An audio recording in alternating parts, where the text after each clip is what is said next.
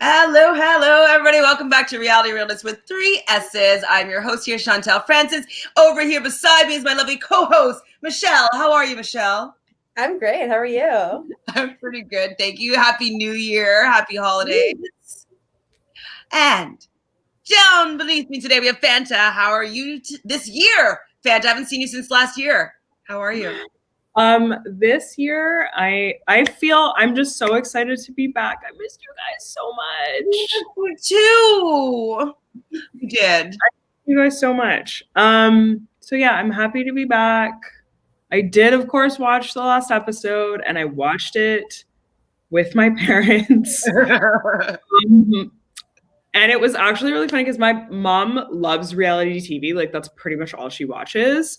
So it was really funny because when Josh was having his fight with Devin, my mother expressed her distaste for Josh. And I was like, yeah, mommy. She knows. Yeah, we talked shit about Josh. And I was like, oh my God, Mom, you're the best. I can't stand him. And she was like, why is he on this show? That's what we all ask ourselves. Yeah, it was like, we all. Your mom watched the challenge? My mom? No, definitely not. Oh, I'm trying to get my mom into it as well because my mom does watch reality TV. She's in the know about Survivor. She's in the know about Big Brother for sure, and she watches some other stuff that I don't watch and stuff. But she knows Big Brother for sure. And so I made her catch up with all of the challenge, and she's like, "Why does he keep on getting cast? Is there something I'm missing?" Like, I'm like, I don't know. And she was laughing at the fight with Devin. She's like, I know Devin can be a little bit of a shit sometimes, but he's funny. And I'm like, he is funny. He's funny. Some people don't. What do you think, Fanta? What do you think about that fight? Oh my God. I was so annoyed, but I do think it was really hilarious that he was like goading him with what it was like 8 times 7. 8 times 7. Like, and just smoking a cigarette like while he's doing it. Big Brother sucks. Yeah. All of it was a bad. It was like, yes, it does. Like, Big Brother just keeps sending, I want to say us, our whole community, they're trash. Yeah. It's the people that we don't want to see on the challenge, basically. Yeah. Exactly. There's other people from Big Brother I would pick. Oh, you know? Yes. I mean, I'm hoping that Amber B, like, something happens and she, like, a spark happens and, like, I'm excited. We see her, like, she exists on the show. She becomes a character. That would be awesome. Don't see her on the show at all. So, yeah, I'm hoping that she might get some screen time. We have a friend in the house. Hi, Sam. Hello, Sam. Thanks for being here. So, unless you have anything else to say about the last episode, Fanta, do you want to get into this one? No, there is nothing else that I have to say. I just needed to look at my chart. Yeah, no, there's nothing else that I have to say. I just, as we all know, can't stand Josh. And yeah, ready for this app. Okay, question though, Michelle. We actually never talked about it, and I keep on forgetting to ask you about it. What are the updates on the stats? Okay, so I didn't write last week's down. I forgot to, but I don't know where the stats are. I know that, like, for the point, I got 10 points from Devin winning last week. Fanta got a lot of points last week. From some fights. Josh, you get 5 points for the fight with Josh. I got those. And then was that it? Was that the only fight? And then who won the daily mission? What was it again? Enemy of the State was the name of the episode. I'm blanking. Okay, we'll figure it out another time. I wasn't sure if you just We've done this before, we swear. It's all good. Hi, Dolores. Happy New Year. And we agree with you here. Josh needs to go. I have some Josh rants at the end of this for sure. Also, I'm just going to preface like that saying, like, I can't talk about last week because this week is so prominent in my brain because, like, I have so many emotions tied to it that I'm, like, forgetting last week. So I think we should circle back like later. We can figure out points, but we'll do points to for this episode because I know the ones for this. Sam's helping us out though. So Casey and LeRoy won. Right. Oh, they threw them off the side of the car and everyone got injured. Right. Yes. Yeah. And bye to Nicole. Too. Yes, you did, Adrian. You did call it on Liv as well. Bye, LeRoy. LOL. So we also have Natalie. Hi, Natalie. Hi, and Nighty. If we didn't say hi already, I saw pictures of Fessy and Tori on vacation. Didn't we all? Didn't we all? We'll probably talk about any gossip that we've heard at the end of this. So if you guys have any tea in the chat room, please let us know at the end, and we'll talk about all the gossip that might be going on this week. So episode 4 of the challenge, season 36, is Duplicity. We kind of already have our overall thoughts being that it rose a lot of feelings. Well, what are your overall thoughts, Michelle? What is it? What is it about this episode that's making you feel a type of way? Everything about this episode. There was so much. It just, for me, it was a perfect example of like what happens when you have a big alliance of idiots. but like at the head, the person who thinks they're the strongest and smartest is actually the dumbest strategically. Because I think that's what we saw tonight. Some terrible decisions, some high drama, and a ton of hypocrisy a la Josh, as well as Fessy, which we'll get into. But honestly, it was such a dramatic episode, and I was like, I couldn't breathe. I couldn't breathe during that elimination. Could you breathe in this one, Fanta? How was this episode for you on a whole? Well, I really liked this one because it did stir up feelings. One thing that I do really like about the challenge is when lines get drawn and enemies get made out of friends and alliance members. I find that just to be like much more interesting, much more fun to watch.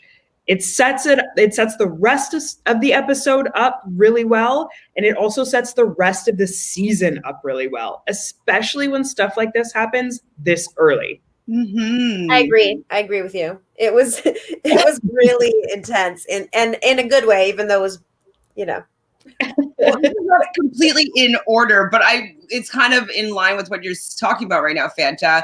So what the heck was the Amber M and Devin, like, what happened? I don't know. Where did that come from? Is there something going on in the Are You the One community that we are unaware of?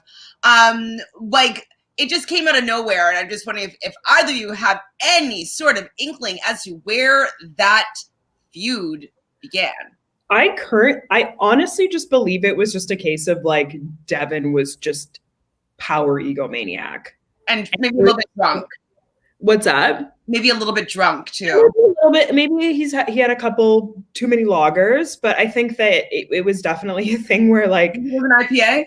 It was kind of maybe an IPA, maybe something that was a little bit too hoppy. I feel as though it was reminiscent of him going after Natalie seasons ago. But I think it was like with Natalie, the reason obviously why is because she was getting really close with Bananas. And I feel like that is just kind of his MO. Like he just gets his ego going and then he's like, you know what? I'm just going to randomly attack this person just because I don't like how she breathed. It was so unnecessary. Yes, like I was just like, whoa, where did this come from? Like, I don't mind having confrontations in the game. I don't even mind if he doesn't like her, but I guess like it just came out of nowhere. So I wish that the editors could have, if they're going to show it, just paint that story a little bit better. Because it came out of nowhere, in my opinion. And I'm just kind of like, what? Okay, she's the new enemy? Who cares about her? I know. But on that note, 5 points for me, Amber M. 5 points for me, Devin. Right? Yeah, take your points and go. I have the worst people. Yeah, so that happened. But honestly, I was laughing through it because I was like, literally, there's no basis to this at all that I can even find. Like, I was like, what is happening? You're just annoyed by her, I guess, like people, like whatever. I did hear that there was some drama that happened at the beginning with Amber M and Michi and Gabby. I think, or Liv. Maybe it was Liv. And they had this whole feud happening, love triangle craziness, but they just never showed it. So you think that Devin is into Amber and she didn't choose him? That could be. That's the kind of attitude he was giving. Actually, is like, I want her, she doesn't want me. I'm gonna like throw a tantrum. Yeah, I mean, Devin is notorious for being an emotional terrorist to women. So, Michelle, doesn't how he's reacting to remind you of Los from the first Real World or Road Rules? yes, Right, like insecurity. Like he must have think there must be a thing. Yeah, he must have tried to hit on her or something. Not must have, maybe. I'm sure we'll talk about this again. But so it started off the episode with Devin and Tori. I didn't even realize that they had such a big feud. Like, I know they mentioned at the beginning of last season. What's going on, Fanta?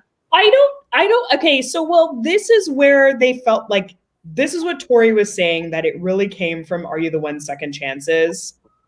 Like 5 years ago? Like, when was that? It's so long ago. Yeah, it was so long ago, but like Devin was very antagonistic to everybody in the house. It was like him and Rashida and Morgan and Tori, Asaf and a bunch of Are You the One people I can't remember. But he was really antagonistic to basically everybody, but him and Tori kind of like butted heads. But I think it's just like they're just trying to like draw it along. And Devin won, so he feels that she probably is bitter, when I don't think Tori really gives a shit that much. More must be going on. Maybe it's another case of Tori didn't choose him and chose Morgan. I don't know what it is, but it doesn't make any sense as to why they're like, I don't remember Second Chances that well, but I don't remember there being something that was a huge feud that was going to last years, that they're going to be like, I can't have drinks with you because I'm mad at you. Like, what is happening? Yeah, Are You the One Second Chances was pretty forgettable, so I don't really. I mean, I liked it though. I mean, there was nothing else to watch, I think, at the time, so it was okay. True.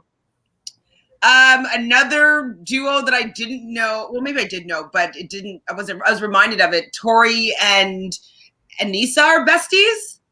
Yeah, well, I mean, I figured that was a thing because they were doing the podcast together, and I think that I think that Fessy and Tori, I think, maybe had some sort of pre-alliance a little bit of some kind. And then that led into like her with Anissa. And then I think her and Anissa just got on well. And like, that's her person to like talk game off of and stuff. So I think they just became tight. I don't know. Because who else would Tori have on the female side? Nobody right that I can think. Doesn't really have people in this type of group, right? Like Cam, kind of like a thing at one point, but because they came in together as rookies at the same time, and they're both like the new blood beast kind of thing. Yeah, and I think they don't get into each other's way, but I don't think they're like super, super tight. I was surprised that you did send me the clip before, but the hot tub clip. Eye roll. What's the eye roll for, Michelle? For the clip. The eye rolls for the clip. It was an eye roll moment, wasn't it? Yeah, it was, of course. I do think that, I don't know what it is, but Tori looked prettier than she has looked in a while this particular episode. So I don't know what she's doing differently, but she was prettier. Not that she's not pretty, she's always gorgeous, but like she just looked a little bit prettier this episode. So I understood why Fessy was kind of into her, but I didn't really see that spark between them. Did you see it? I didn't see that. He claims they have a connection, and I just was laughing to myself because, like, I mean, who knows how much she flirts or doesn't flirt. She's kind of a flirty person. Mm-hmm. And I know, who knows what happened after, but, like, she wasn't even she's sitting kind of away from him at the hot tub. She's not being super, like, I don't know. I didn't see any signs. What about you? Fanta. So I read a tweet from Jemmy today. I love the Jemmy tweet. This could be a segment, the Jemmy tweets segment. Okay. So let me just pull it back up again. But I don't know if you guys agree with this, But here's what Jamie said. Okay.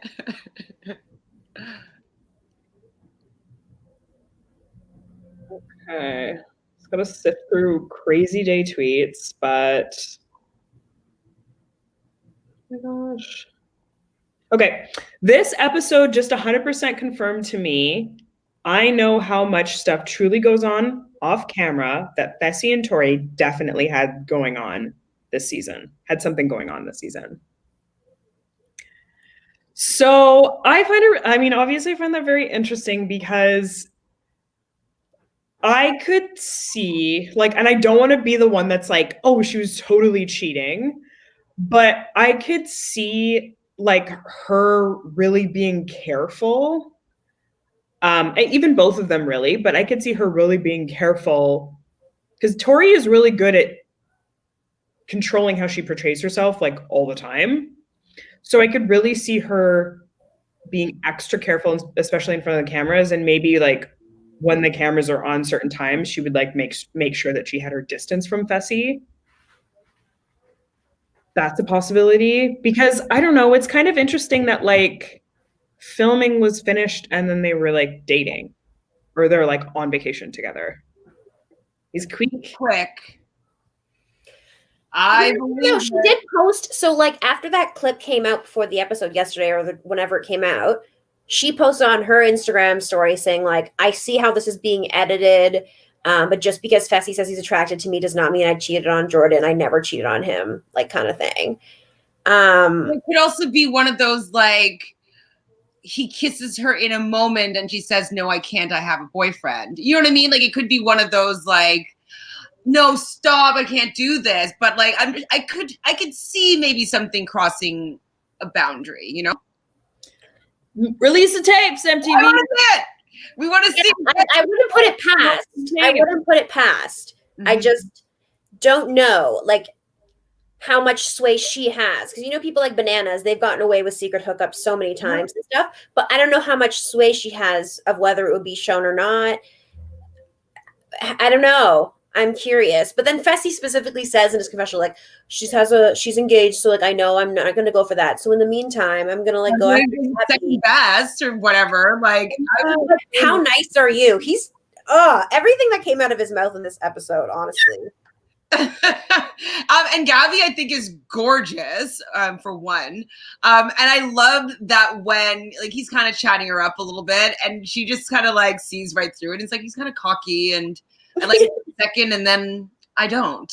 And I like that she's like not, I don't even know if he has swag, but like she's not enamored by him. And so no swag. No swag. He has a little bit of swag, but he has more swag than a lot of people in the house, which is terrifying. I disagree. Like, why is it that every woman on the confessionals is like, it's so hilarious because he has no game? Like, I don't, like, Amber said it. Like, I just feel like it's common knowledge that he is not good talking to girls. Like, he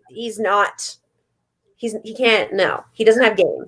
But he gets girls. Like we saw in the clip that he's going to be kissing Gabby at one point. Yeah, but she probably gets bored. She's in that house. Like, who else is she with? She needs to have some relevance. Like, that's true. This is probably like 2 steps up from the bunker. Like, honestly, I would kiss Fessy if I was in there. Yeah, I guess it's like for fun. You're a little bit drunk, you're buzzed, and he's good looking. Let's see if the kiss is good. Okay, it's not, and he's dumb. Never mind, that wasn't worth it.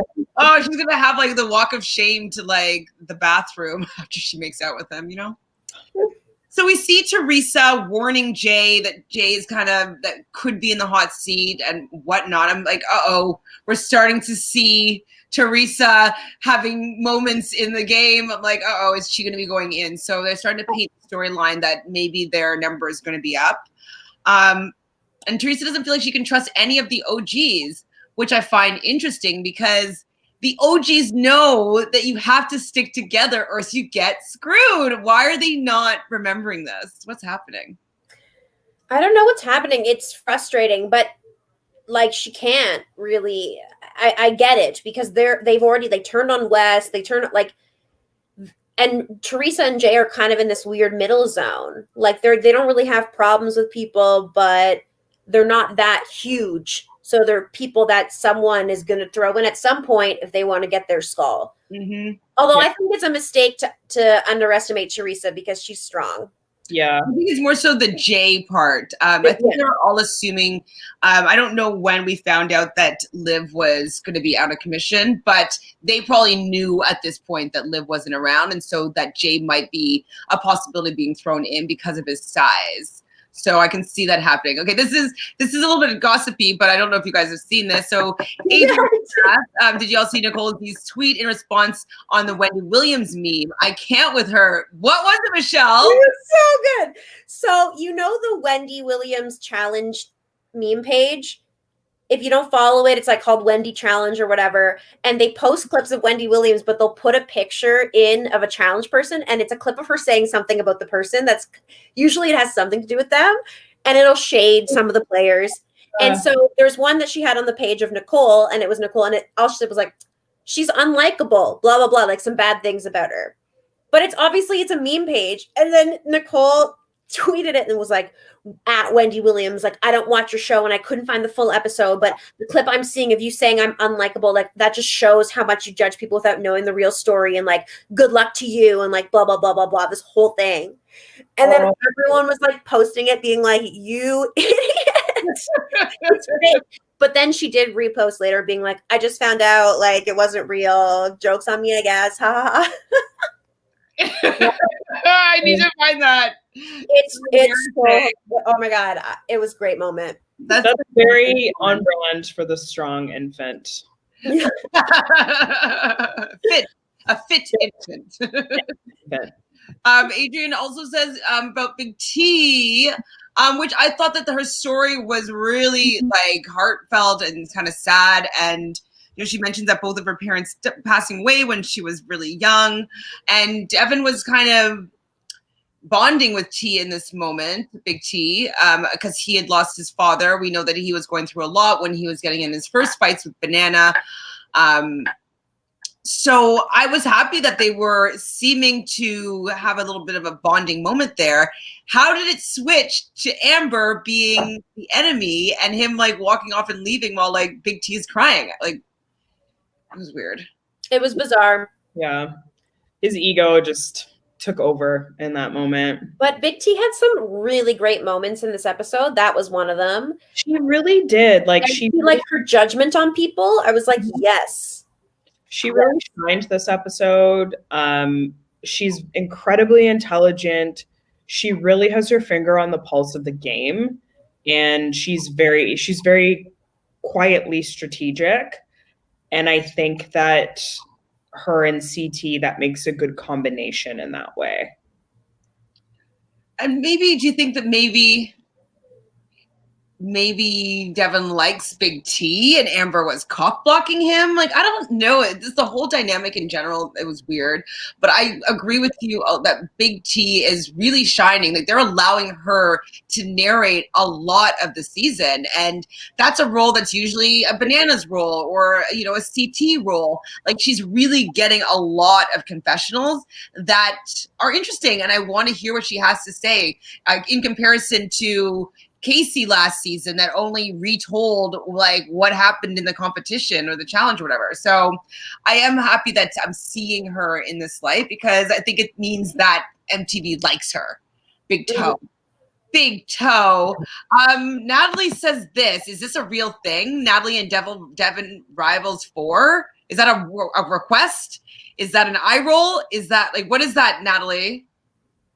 And yes, Natalie, I do know that Wendy Williams is a challenge, but I've seen those memes. Like, I think she pulls them up on her show, but I don't watch her show. So it's only every once in a while that I see whatever you're talking about. But do you want to see Natalie and Devin for Rivals 4? Who wants that? I know Natalie does not want that. No. Yeah. She actually hates him. I mean, he picks on her for no fucking reason. It's so rude. No reason. No, I'm just kidding. She just annoys me, but like, I wouldn't be picking on her like that, but I don't know. So you see Amber complaining now to Nelson and Corey about, you know, what Devin was doing to her. And Nelson's like, you know, should come to me. You should have came to me and told me and, you know, woke me up. And I'm like, why would she do that? You know what I mean? Like, oh, Nelson, Devin's mean to me. Can you go, like what's happening? Would you think that Nelson should go and confront Devin in this moment and that, what's her name, Amber should go tattle? No. No. You can never, that's also like the cardinal rule of the challenge. Like way back in the day, like if somebody pranks you, you just like keep your mouth shut. It's kind of the same thing. Like you don't snitch because that will always like turn into something. What do you think of Nelson's response to go and actually wake up Devin?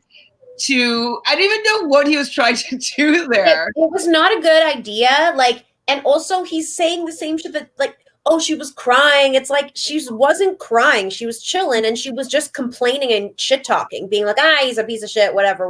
Like she wasn't crying about it. She wasn't like, I'm so hurt. She was just like, take care, be my knight in shining armor, Nelson. Like, Nelson just, I want him so badly to like understand socially in the game that like, don't put yourself in the spotlight until there's like 10 people left. Like, don't like make an enemy or the target or the exactly because the game's such an easy, But that's the thing, that's you can always count on Nelson for doing that. He can't stop.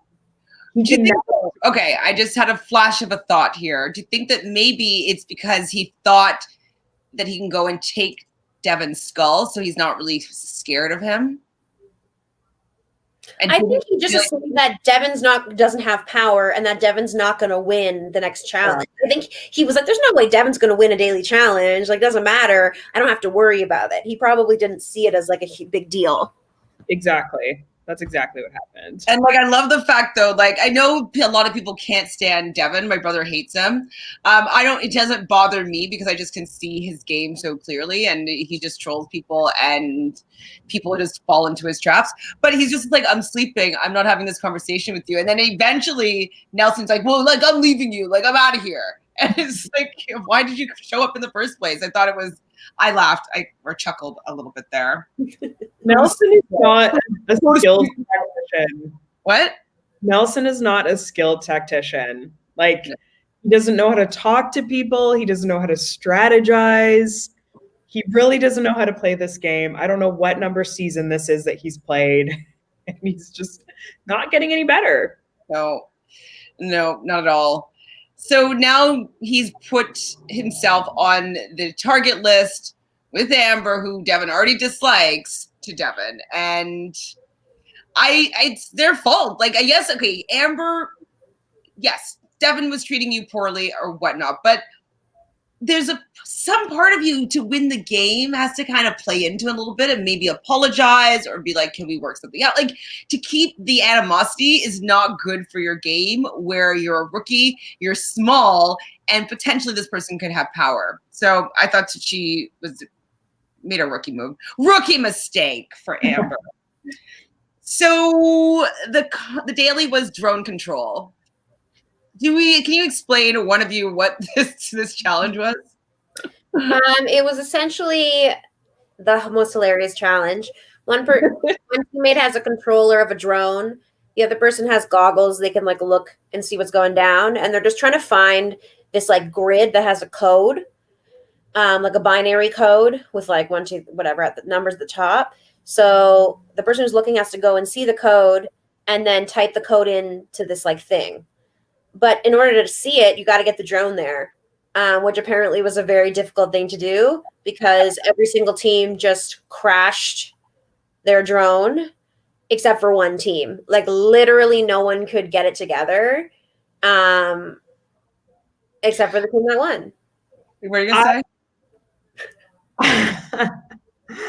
I just remember this. I have to say before I forget, but I love how when Anissa and Fessy went for their turn, and Anissa was like, oh, like Fessy wants me to be the one who's seeing it because if we lose, controlling it, or the one that's controlling it, because if we lose, then he'll just put the blame on me. And I just find that so interesting that like everyone is just starting to like not buy what Fessy is selling anymore. I really quite like it, and I just really like everyone is hip to it. There's not a single person that's like, like I love Fessy, you know, no problem. Well, I mean Tori, I guess, but yeah, I love that. I thought that was like a really like interesting moment to see like, oh, like, wow, you actually don't like your partner anymore. And like Anissa's smart. She can tell that he's out for himself before he even did any of the things he did in this episode. That she didn't even, but she was so unfazed by any of it because she's just like hilarious. Like he's gonna blame me and be like, "Oh, it's okay, I guess," even though you know that every other team wasn't able to do the drone thing, so you know that that's the hard thing to do, and he like refuses to fail. He just like can't handle the idea of him being the reason that he loses something. It's just so interesting to me that Anissa wouldn't pick somebody that would like respect her more, like Darrell, just like right off the cuff, or like anybody that would respect working with a vet. He doesn't get it. He doesn't get it. But I think that Michelle hit the nail on the head with can't let himself fail. He doesn't know how to lose well. I think that is his ego getting bruised by not doing well in something. It takes precedence for all. And I know we were saying we're playing for $1 million, but I think he needs to win to feel validated in that, like, I am this good player, and like I am strong, and I am a physical specimen or whatever. And so I do think that his ego is driving everything that he does in this game. And it's just kind of boring and really transparent. Yeah, he's not really a multifaceted character, and so one layer. He's turning into a person that everyone loves to hate now. I mean, yeah, I'm really happy that they're editing it and showing it in a way of like, this is what he's doing, and this is how we felt this whole time. Yeah. But now the editing's finally coming on our side of like, he is not great. And just because he's strong and attractive doesn't mean he's going to be the next CT or Bananas or this or that. Because if you're going to be conniving, at least be entertaining about it. Exactly. Like, and at least make decisions that are smart and also selfish. Not just selfish right now, but also stupid in the long run. Right? He's not making winning selfish moves. No, not thinking ahead at all. And he's just thinking every time he makes a stupid decision, he's like, it doesn't matter. Like, I'm Fessy, I'm big and I'm strong, and I'll just fight my way out of this. And this is not how you play that game. No, not at all. My brother was telling, I don't know, I know how to move chess pieces, but I don't know how to win in chess. And so my brother was telling me, he's like, you should really learn, because what you like about all these shows is kind of what you get to do in chess. You get to set people up, make like little traps that people go in, but that's not what you're doing at all. Like, and so he's like, you really think 10 steps ahead and what your opponent's most likely going to do. So he's like, you should start playing chess. So I actually am going to start learning how to play chess, because I do like the idea of thinking 10 steps ahead and seeing how people fall. You'd be so good at chess. Are you kidding? Yeah. Thank you. But I just, one of those things I never learned how to play. I feel like you should have learned when you're like 8. We played backgammon at Christmas, and we didn't play chess. So at 8. I actually did learn how to play chess when I was 5. Yeah, like it's you learn when you're young usually. I have no idea how to play, but as someone who's watched The Queen's Gambit, I believe that you would be fantastic at the game of chess. Because it is really like, you are really reading the person. I'm gonna learn. Are you still good, Fanta? Oh my gosh, no. But my siblings are a lot older than me. My sister was, when I was 5, she was 20. So she was like, I'm going to teach you how to play chess. So I played like all when I was a kid, but I'm not like Queen's Gambit level by any means. But with a little bit of practice. But I can play. Okay. Check. I'm going to learn how to play chess properly. So TJ's laughing at them, and I didn't even take any notes really. I was like writing the partner names down, and I was like going to take notes, and then I was like, oh, everybody crashes. Oh, everybody doesn't know how to use a remote control. Like, it was pretty embarrassing. TJ laughing. I wonder if they ruined those actual drones, because it's like flying into walls doesn't seem, safe for them. And so Tori and Devin finally go, and you know, obviously they're playing up the fact that they're not happy with each other and they bad themselves as teammates or whatever, but they end up working together really well. So Tori was the, you know, the remote control navigator, and Devin was the one that had the goggles on. He was looking for the code, and they did work together pretty well. Were you guys surprised by how easy they made this challenge seem? No, I wasn't that surprised. I feel like CT could have won if he did the controlling, but I think he was so worried about Big T remembering the code. But I think that they should have swapped because he's so used to it. He says he plays video games all the time. I think you needed someone who played video games to kind of understand. I'm making this up though, because I don't play video games and I have no idea if it was the same, but I could imagine there's a certain like ebb and flow that you know when you picking up. Well, drones, have you so with drones, you like if you don't know how to use it, like the first thing is like it doesn't work the same way that like if you're playing a video game or something, it doesn't work the same way. So you have to get used to it first and go like, okay, that's actually not down. That's actually the opposite. So and then this button actually like lifts it up, and then I need to use this button and this button to move it up and left at the same time, or up and right at the same time, or down and right at the same time. So especially if you're just picking it up for the first time, like anytime I've like messed around with the drone, I've been like, oh, okay, I have no, and you're just kind of like messing around. So I could see like if it's like in that cave with a bunch of rocks, super easy to be able to just like smash it, especially for the guys that are like doing the controller. They're just probably like, oh, I'll just go as fast as I can, and not understanding that like there's a certain finesse that you need to have to be able to do it. And when Devin started, I was like, of course, like he's going to be the only one that's going to get this. But Tori was the one that was operating the drone, so she might have done it before. And you know, we know that Devin's good with numbers and good with puzzles, so I was really happy that they won. You know, he may be a little bit of a shit disturber, but I like the fact that 2 times they thought he was going to be an easy target, or they don't have to worry about him, and they do have to worry about him, and so they're not just you know, pushing him to the side and being like, he's an easy skull to take. Like, actually, no, he's not. And so he's still, even though he's an asshole, he's still a bit of an underdog. So I was rooting for them to win. Yeah, I was. I guess you guys were too. They were yeah, 5 points for me. And who has Tori? Probably me. I don't even have my list. Do you have my list, Fanta? Got it, girl. I think you have Tori. Tori. I do? Who does? You do, Chantele. You have Tori. Yay. Sorry, someone's calling me on Facebook, obviously, right now. Don't know. You know. Okay, so I have Tori. Yay! So yeah, access granted. She runs over to try to hug him, and he's like, no, I don't hug. I was like, come on. Like, it's a fake rivalry. Just stop. It's definitely fake. Definitely fake. So nobody else gets it. Kyle and Cam, everyone's bad. And the only 2 people that were able to complete it, as we've already mentioned, was Tori and Devin. They are going to be the, what do they call them? Double agents. Double agents for the week. And a lot of people were starting to run scared. Definitely.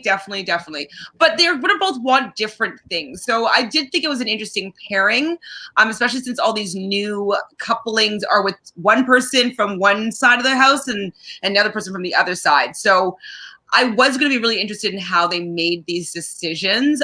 Did you guys expect, like, who do you guys think that they were going to put in if they had the chance? I thought that, oh, sorry. Okay. No. Go ahead. Oh my gosh, go ahead. I thought initially I was like, okay, it's pretty clear that Tori wants Amber and Nelson to be thrown in because she wants to go in, but she's concerned because Nelson is associated with all the people that she's working with. So she doesn't want to be the one to do it. So in my mind, like, it seemed pretty clear, like, that's kind of what she wanted, but she didn't want to like fully like root for that. And I think with Devin, I think he just wanted to make sure that the people he wanted to protect were safe. Yeah. I don't think he really cared because he has a skull. I don't think it matters to him as much. Whereas Tori seemed really, really concerned about having someone weak enough to go against. Probably because of her failure of last time. I want to go down. I want to win. Now, okay, so I just want to speak on that and Big T as well, because yeah, like you were saying, when she's like running around the house and like calling all the girls weak and stuff, I love that Big T was like, this is like really shitty of her to say. Like, you can't go around calling all of these girls weak, especially when you've had like your last few challenges have been losses. Big T didn't say that, but I mean, I think that was probably what she was insinuating. Well, and I do think like that kind of, I was like, yeah, that is kind of shitty. I think it's kind of like what Cam does. There's other people that do it as well, where they just like talk about how good they are, that people just believe it, regardless of them having to prove it on a regular basis. And so I think when Tori just says like, yeah, I'm strong, like I'm a strong girl, like let's get out the weak ones, people are just like, oh yeah, she must be a strong girl to be able to say that. Who else acts like that? Josh kind of acts like that a little bit, like about like, oh, like you gotta get out, like strong people, like you know, like there's a lot of people that make themselves to appear to be these, dominant players, but we don't even know if that they can follow through all the time. And the truth is that Tori, while really strong in a physical competition against a decent group of those girls, not all of them, but a decent group, I wouldn't put my money on her with anything to do with brains, honestly. And I don't think she's stupid, but I just think she's not good at math. She's not good at puzzles. She's not good at making decisions when she's under pressure. She's good at go, go, go. I'll push and fight through this thing. But I don't see her as an elimination queen. Whereas Cam is physically strong, but has also proven she's really good at thinking on her feet, and she makes good decisions in eliminations. So I actually, I put Cam, I don't know, we weren't even talking about this, but I put Cam ahead of Tori in terms of but I think it's just talking about making a big image of themselves. Yeah. I do feel, though, I agree, though, that Cam follows through more than Tori does, but there's just some people that talk their big game a lot, lot more than other people do.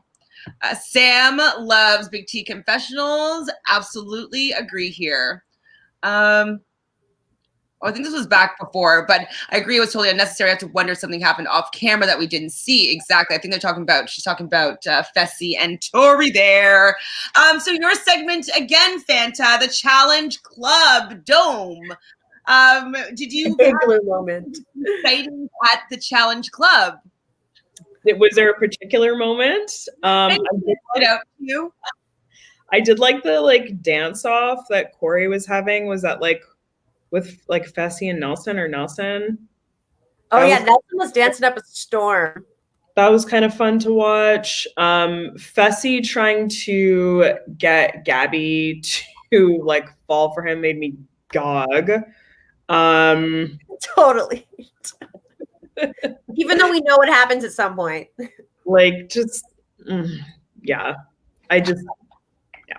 all I have. The only thing I wrote down from the Challenge Club was Nelson calling Corey and Fessy his best friends. Awkward. Twerking. I saw her hike up that skirt and twerk.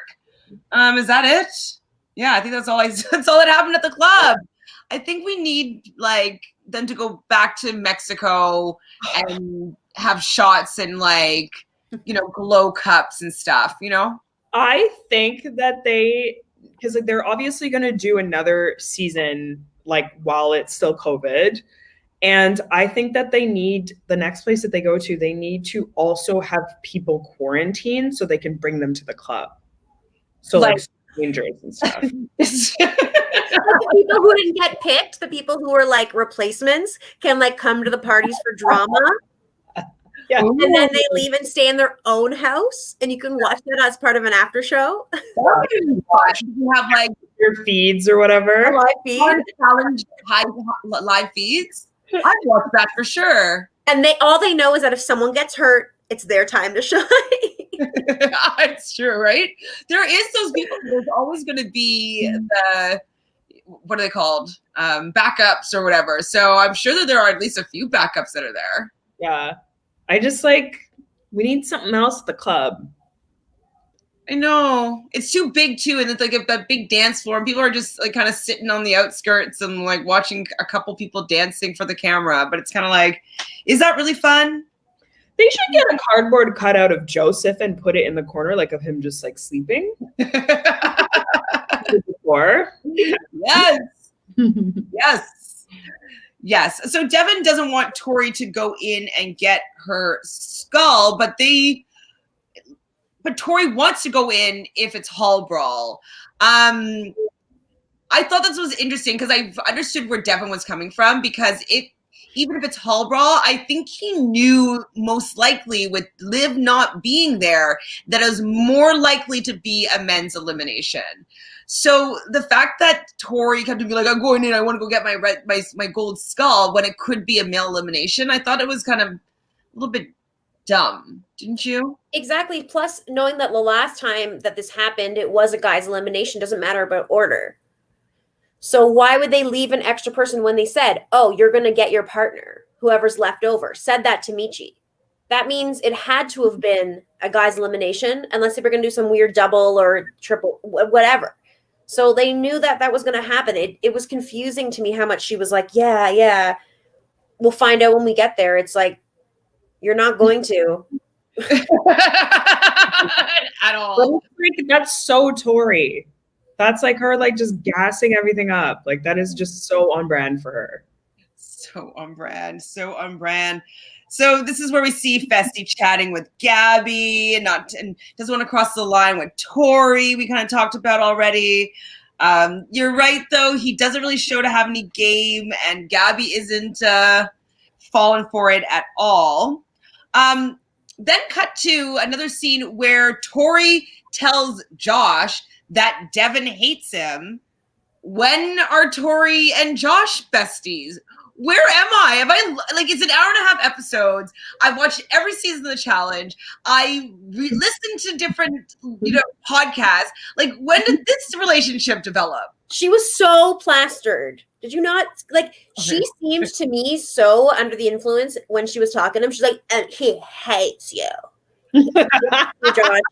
I'm trying, but he just hates you.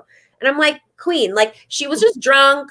She's on power. She won a fucking challenge. And she's being like, yo, I'm out to protect you. But really, it's because she's cool with Nany. They don't have any beef or anything. So she doesn't want to, throw that under the bus. She knows Nany's friends with him. She knows he's connected to Fessy. She's now connected to Fessy. Like, it's all a big thing with the Big Brother people. Mm-hmm. So I think she's like trying to be like, it was all so stupid. Well, made more stupid by what Josh does right after that. Like, which is, he's now eyeing friggin' Jay. Like, what is wrong with him? Don't come for our man. Pardon? Don't come for our man like that. I'm pissed. I was like, the audacity of like, because you think you're some big dude to go after someone that you think is weak. He's totally pulling, in my opinion, a Rogan thing, creating a rivalry with somebody that he thinks that he could beat, that he could just go and like try to pummel, and like, you hope it's a hall brawl, I'm going to choose Jay. Like, I was so angry. Fanta, what do you have to say? I was so pissed because I hate this trend now where Josh is just basically like pulling something out of literal thin air. Like, I'm just so sick and tired of it. I don't know if it's like him drinking. I don't know if it's because he wants to like potentially make like rivals out of everybody, but I'm just so fucking sick and tired of it. And then I'm so tired, like, when that person that he's trying to instigate with is like, okay, like, let's talk it out, or like, let's fucking do this thing or whatever. And he's like, no, I don't want this to turn into a thing. And then like walk away. And it's like, dude, you're the one that is starting this like out of nowhere. And yes, you're stepping up to our man, our literal King Jay, who has won more eliminations than you have in your entire challenge career. So true. In one season where he went home like the third week. In one season. He will run circles around you in elimination. He will find a way, even if Jay went against Josh in a hall brawl, he would find a way to like spider crawl on the side of the wall and then like, literally tap his head, like do a backflip and run and hit that bell. Not face. I know that this is not my dating show, but I was like, when Jay was like, I'm not one of these pussies that you think you can go over and start yelling at, I was like, oh my God, he's so hot. Like, hey. Like I thought he was pretty. We love Jay. And you know, when you piss off Jay, like he's so unpissable, offable. Like it's so hard to piss this guy off. He's the nicest person ever. And you're literally coming at him with nothing. And then he's like, okay, let's talk. And you're like, I'm going to get heated. Like, what do you mean? Oh my God. Dolores says, in her opinion, Josh is a stereotypical all brawn, no brain jock. He's not even a jock, I don't think. Hot kid, you can almost see the smoke coming out. He's so nothing. He's like Play-Doh. He's hot-headed Play-Doh. That's what he is. Oh, okay. Backing up for 1 second, then we'll come back to Josh. Like we can hate on Josh for hours. Adrian says it was a deleted story of Liv, Michi, and Amber. So you're right here, Michelle, about both Michi and Amber became partners. Wait, what? What does that mean at the end? Both Michi and Amber became partners.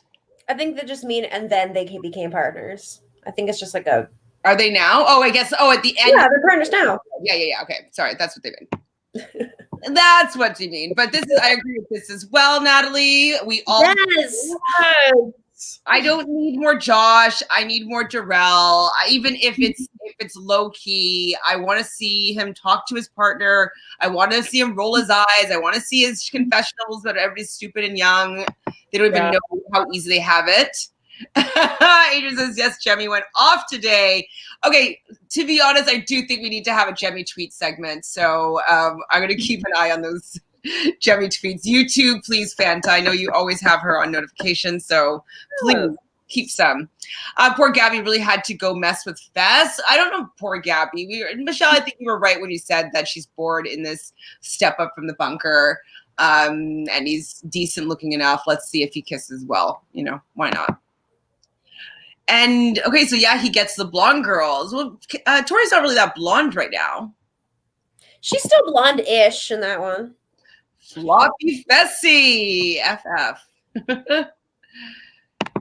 Teresa got champ from time today, absolutely. And like, I feel bad that, you know, Josh being this idiot is coming to target Jay, and now she's going to get blowback just for being Jay's partner when Jay hasn't done anything to warrant Josh doing this other than Josh being a pussy and thinking that he can go and start beef with Jay. So you can be like, I want him. I'm taking him. I feel like Josh's time, it's not necessarily that it's starting to run out, but I feel like, because even when that whole fight was happening, and like, I have never seen Casey look so nervous.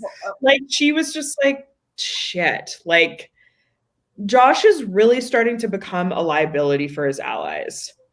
He's really starting to become a liability. And I think that people are going to have that on his mind, on their minds. Like, as much as people like Josh as a person, they don't want that to affect their games. No. And I'm wondering if Kyle is looking a lot better now to Nani. Yeah, you can tell Nani's kind of like, okay, like, what are you doing, man? You're not like in it right now, man. Like, he's worse than normal this season. That's even possible. Like, every episode he's gotten points. He's gotten points from fights. Is that your team, Fanta? Fanta's gonna win. You know? And it's like, I'm gonna win off Josh points. Like, Nani is just like, okay, wearing her glasses, just like, honestly, I gotta talk him down off this ledge again. Like, he's just going off. Like, yeah. Like, even like the next morning, like, he was just being such a like child. It was just so annoying, and everyone else was like, okay, like, what is the actual issue here? Brush my teeth. So Nighty says this challenge was so lame. How is flying a drone considered a sport? It was boring and TJ laughing like he can see what's happening inside the dark ass cave. I'm sure they had huge Kino lights like pointing. Like you need a lot of light to be able to light up any part of that thing. And he's probably watching on Video Village. So I'm sure that TJ could see them crashing or see at least like the actual dailies on the television screen or whatever. I think every once in a while they do need, like, I know it's like boring, like it was funny to watch, but like it wasn't as exciting. But I do think that like every once in a while they do need like a little equalizer there, so it's like puzzle-esque and not just like things that are made for Fessy. Yeah, I agree. I think it's nice to have a challenge every once in a while that is not just physical strength. It's about like mental prowess, because then those people have a chance to win a daily, and let's see what kind of moves they're going to make with that power. It's not, because then you have more power shifts. If all the challenges are the same, it's going to be the same teams winning every time. Exactly. And, I didn't find this challenge boring really at all. They didn't spend that much time on it. They'd spend a lot more time on that truck thing last week, where I definitely didn't find it interesting. Just tell me like, oh, this person falls off, this one pops her shoulder, this one hurts her arm and it's taken out of the game. Like, you need to watch it. That was the first episode of the challenge that my parents have ever watched. And they were mortified because they just kept seeing people get injured. And they were like, why would anybody agree to do this? And I was like, Mom, this is people's livelihoods. Like, they don't actually have jobs. This is what they do. And then she was like, oh, okay, but seems very dangerous.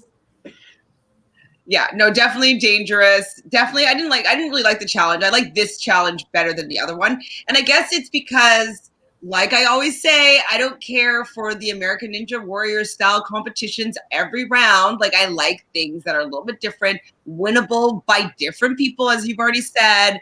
Like, I want everybody to get a chance at getting the win, not just the Fessies of the group. So with you guys both on your assessments there. And I didn't find it boring. It was short.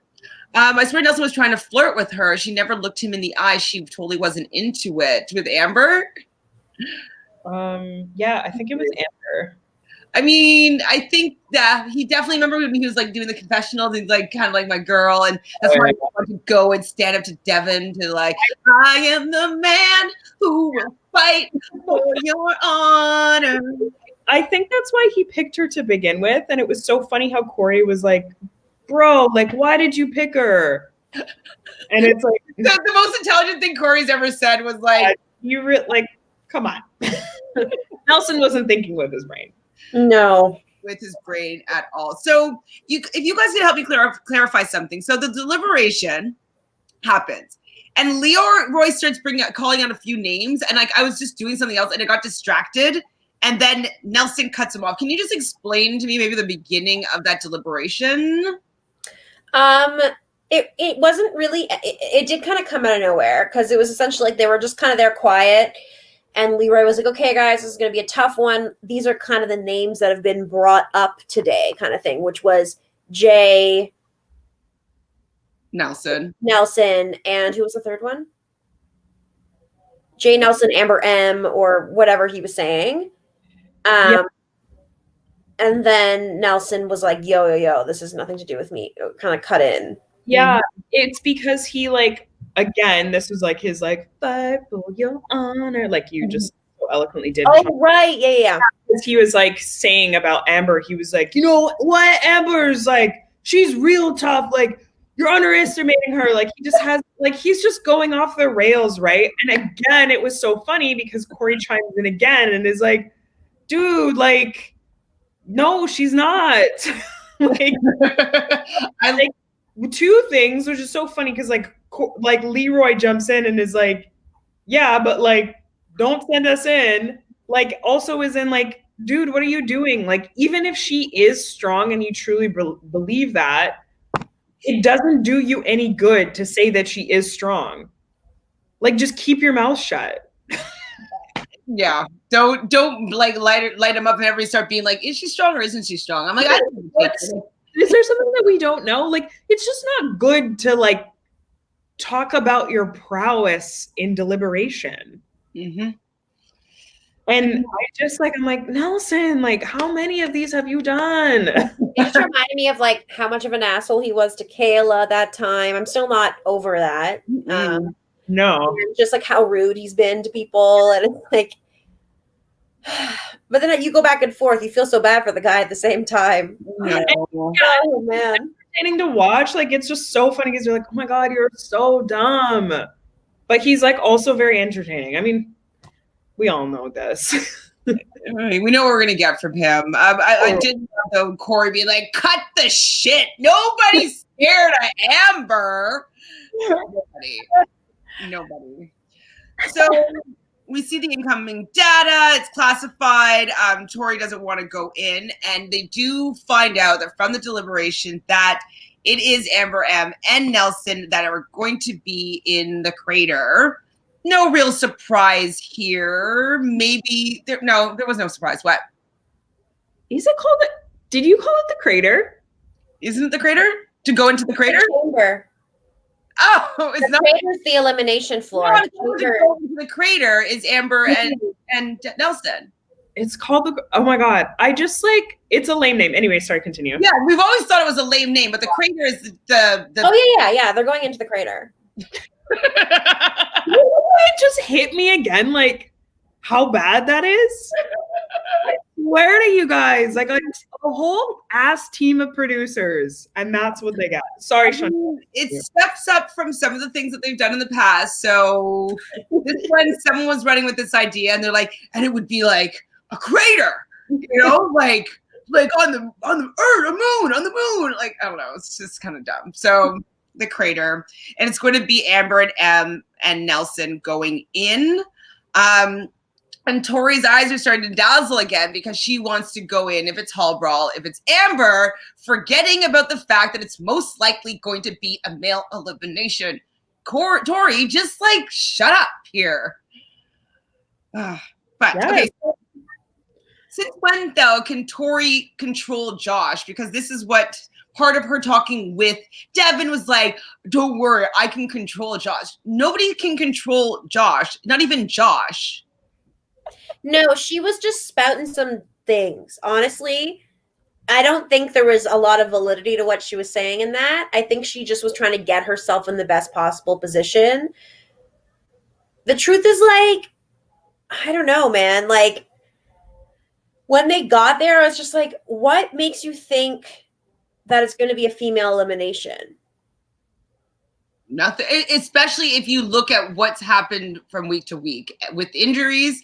So there was an injured female and it was a male elimination. There's an injured female again. I would more likely think that it was going to be another male elimination. And TJ said, Michi, you're going to get your new partner at the crater.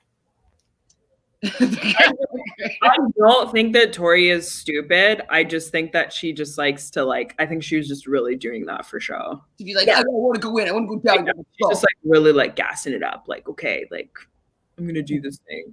Because she didn't really fight Devin when he was like, no. Honestly, yeah, I have a thought. Okay, when they get to the crater and they're standing up there, it's Tori and Devin. I just thought to myself, because obviously I didn't expect what happened that was going to happen. What I thought was going to happen was Tori was going to be like, I'm going to go in no matter what. I'm not going to argue with you, Devin, because then no matter what Devin says, if they can't agree, that means they have to go down, because then she loses her partner if Devin has to go in, which is a plus for her, or she gets to go in like she wants. So part of me thought that she was just going to throw him under the bus and she hates him so much and just say she's going to go no matter what, because she would have that decision. Yeah, no. I was worried that she was going to do that. And just be dumb, be like, I'm going to go in and get. I didn't think she would be doing it in a calculated way, which would be really like, ooh, that's pretty smart strategically. Yeah. But I thought she was just going to be like, I want to do this. I want to get my red skull. I'm not afraid. Yeah. And then it'd be a male elimination and Devin be pissed. I honestly didn't think that she was going to do that. And I think the reason really is because especially after she, first of all, I know that her and Devin don't actually hate each other. And second of all, she when they became partners, she was like, oh shit, we're winning. We can really go far and like keep winning this. And I don't think that she would have jeopardized that. And I think that's probably what his rationale was. Be like, you haven't won yet with your other partners. So let's see if we can not work well together, working better than you did before, you know? And I think that was probably enticing to her. And I think that he was able to reason like, hey, dummy, like it's most likely going to be a male elimination. Like, let's keep this partnership together because you don't know who you're going to get as a partner. What do you want, Mishi? True. So, I mean, I think he's cute, but like, I haven't seen him do anything in this game so far. Why are you laughing? And also, the best case scenario for her, if Devin loses, is that she gets Nelson. That would have been her best case scenario, would be to get Nelson as a partner. So really, now that I think about it logically, she made the right decision because screwing over Devin could have screwed her. Like Nelson, it physically might be, I would say is definitely a step or two up from Devin, but mentally 15 steps down. Yeah. So Fanta, can you explain what happened next? Because I missed it. And then I put the pieces together after, but like, yes, thanks, Fanta. Go. So it's decided at that point that Tori's not going to go in. She asked TJ. So now we know, it's established that moving forward, nobody knows if it's a male or female. If it's going to be male or female elimination. So everybody knows at this point, TJ has established you go in as a team. I'm not going to tell you what kind of elimination it is. So then Josh is like getting ready to go in. Like, he's like, I'm going to go get my skull. Like, he's like, Getty. So Tori, who's your vote? Fessy. Now, and he's like, sorry, my question is though, did Fessy say his name like Tori pick me? Okay. That's what I missed. While they were going there, like he was like, obviously sees a hall brawl and he's like, yeah, I want it. And then she says his name, and then like people are shocked, obviously, because they're like, what the hell? And then she just like looks over and is like, what? Like, he said he wanted it, which not going to be good for her. And obviously this starts Fessy's little downfall. But then Josh starts to get pissed. And then Devin votes for Fessy, whatever, doesn't want to rock the boat, doesn't really care. It doesn't matter for him who goes in and who stays and goes home. And then Josh starts to go, wow. And my favorite part of this episode is, like the Latina mom that she is, Nani scolds Josh and is like, Josh, shut up. And she's literally like, stop. Oh my gosh. Yeah, that was like, mwah. That was beautiful. She deserves points for that. Honestly, it was so iconic. I agree. I'd give points for that. Not on my draft, but I would give points for that. I know. She literally like, she's so fucked to have him as a partner, honestly. Like, I really hope for her that she gets someone else at some point because he's such a mess and he just doesn't know when to stop. And it's like, he's like, oh, I Fessy knows that I wanted it. It's like, and the least of the worries of all this. Exactly. In an alliance with the person that he's volunteering himself to go against, a final 3 with him and Corey. Those are his people. And he's voluntarily being like, yes, I want to destroy this person who's my friend because this is my only chance. When you have a gazillion chances because you're strong and you can do a lot of things. Like, but you're so scared that you need it to be 100% based on how big you are. Yeah, exactly. That's exactly right. And it's not Josh's fight to fight, except he just inserts himself into everything. Hi, Emil. Nice to meet you. Thanks for joining us in the chat. So Emil says, I actually think Fessy made a smart move by going in. This game is about being a little selfish and not relying on alliances. A gold skull is needed to win, and Fessy manned up and got it. But this is it. We were talking about chess a little bit earlier. It's like he needs to see a few steps ahead to know that this might not be better for him going down the line, for future seasons of the challenge if he were to ever come back. It's just not a smart play for the long game. And yeah, maybe he has the skull now. People are not going to want to go take it from him that easily. But if it's a puzzle, maybe they do. Maybe they're like, well, you know what? Fessy doesn't know how to do anything other than a hall brawl or something physical. So I'm going to take his fucking skull when he's doing a puzzle. Exactly. And that was what I thought of as well, Chantele. That is such a powerful strategic move. To get Fessy out of there, you look down there and you see anything that is, quote, janky, you can take his skull right away. Like, I see what this person just said, but you're right. You're not playing the challenge for this season. You're playing it for as long as your whole career is. And especially you need to understand, even someone like Wes, even someone as seasoned and snaky as Wes is, you need to have career alliances. Because the fact of the matter is, after this season, I will be shocked if anyone wants to work with Fessy again. There would be no point in working with him. No. So Emily also says, considering Fessy is a great athlete and needed a gold skull, he saw the hall brawl as a great opportunity to get a skull. He also didn't know in advance that he would be competing against Nelson. Well, okay, fine. Maybe he didn't know that, but he would have an idea of how people voted in the Deliberation. And he openly said in his confessional, to be fair, he owned it and said, you know, I didn't want it to go down this way, but like I saw the hall brawl, and he didn't regret being called in, even knowing it was Nelson. It's not like he suddenly saw it was Nelson and then she says his name and he's like, oh, fuck, like I don't want to have to go against him. Like he was amped. But I think amped to go against him. He was probably thinking, though, oh my God, I've been saying I can only go in a hall brawl, and it's a hall brawl now, and they're giving me the opportunity. So if I say I don't want to go in a hall brawl, I'm going to look like I'm not like fit, and I don't think I could do it. So I think he was also scared of looking like he couldn't put his money where his mouth is. No, but the thing is, like, he didn't even have that decision. Him and Tori obviously have some sort of alliance, so he told her to put him in, but he didn't really have that choice. And he wasn't, you know, up an option. No one would have batted an eye if he didn't try to throw himself in at all. Like, it would have been totally fine. And I get that he knew it was a guaranteed win, and you do want a guaranteed win for yourself, but he did not need to do it in this way, because this is not guaranteeing him the million. It's not guaranteeing him the win or the money. It's not even at the halfway point. We're not even at a purge or anything. And so for him to, like, do this right now is just really bad long term. Like, I just don't see it working well, not to mention what he does afterwards. It's all bad. And during you did, like, he okay, I didn't watch the hall brawl. No, it's okay. I'm going to ask you to continue.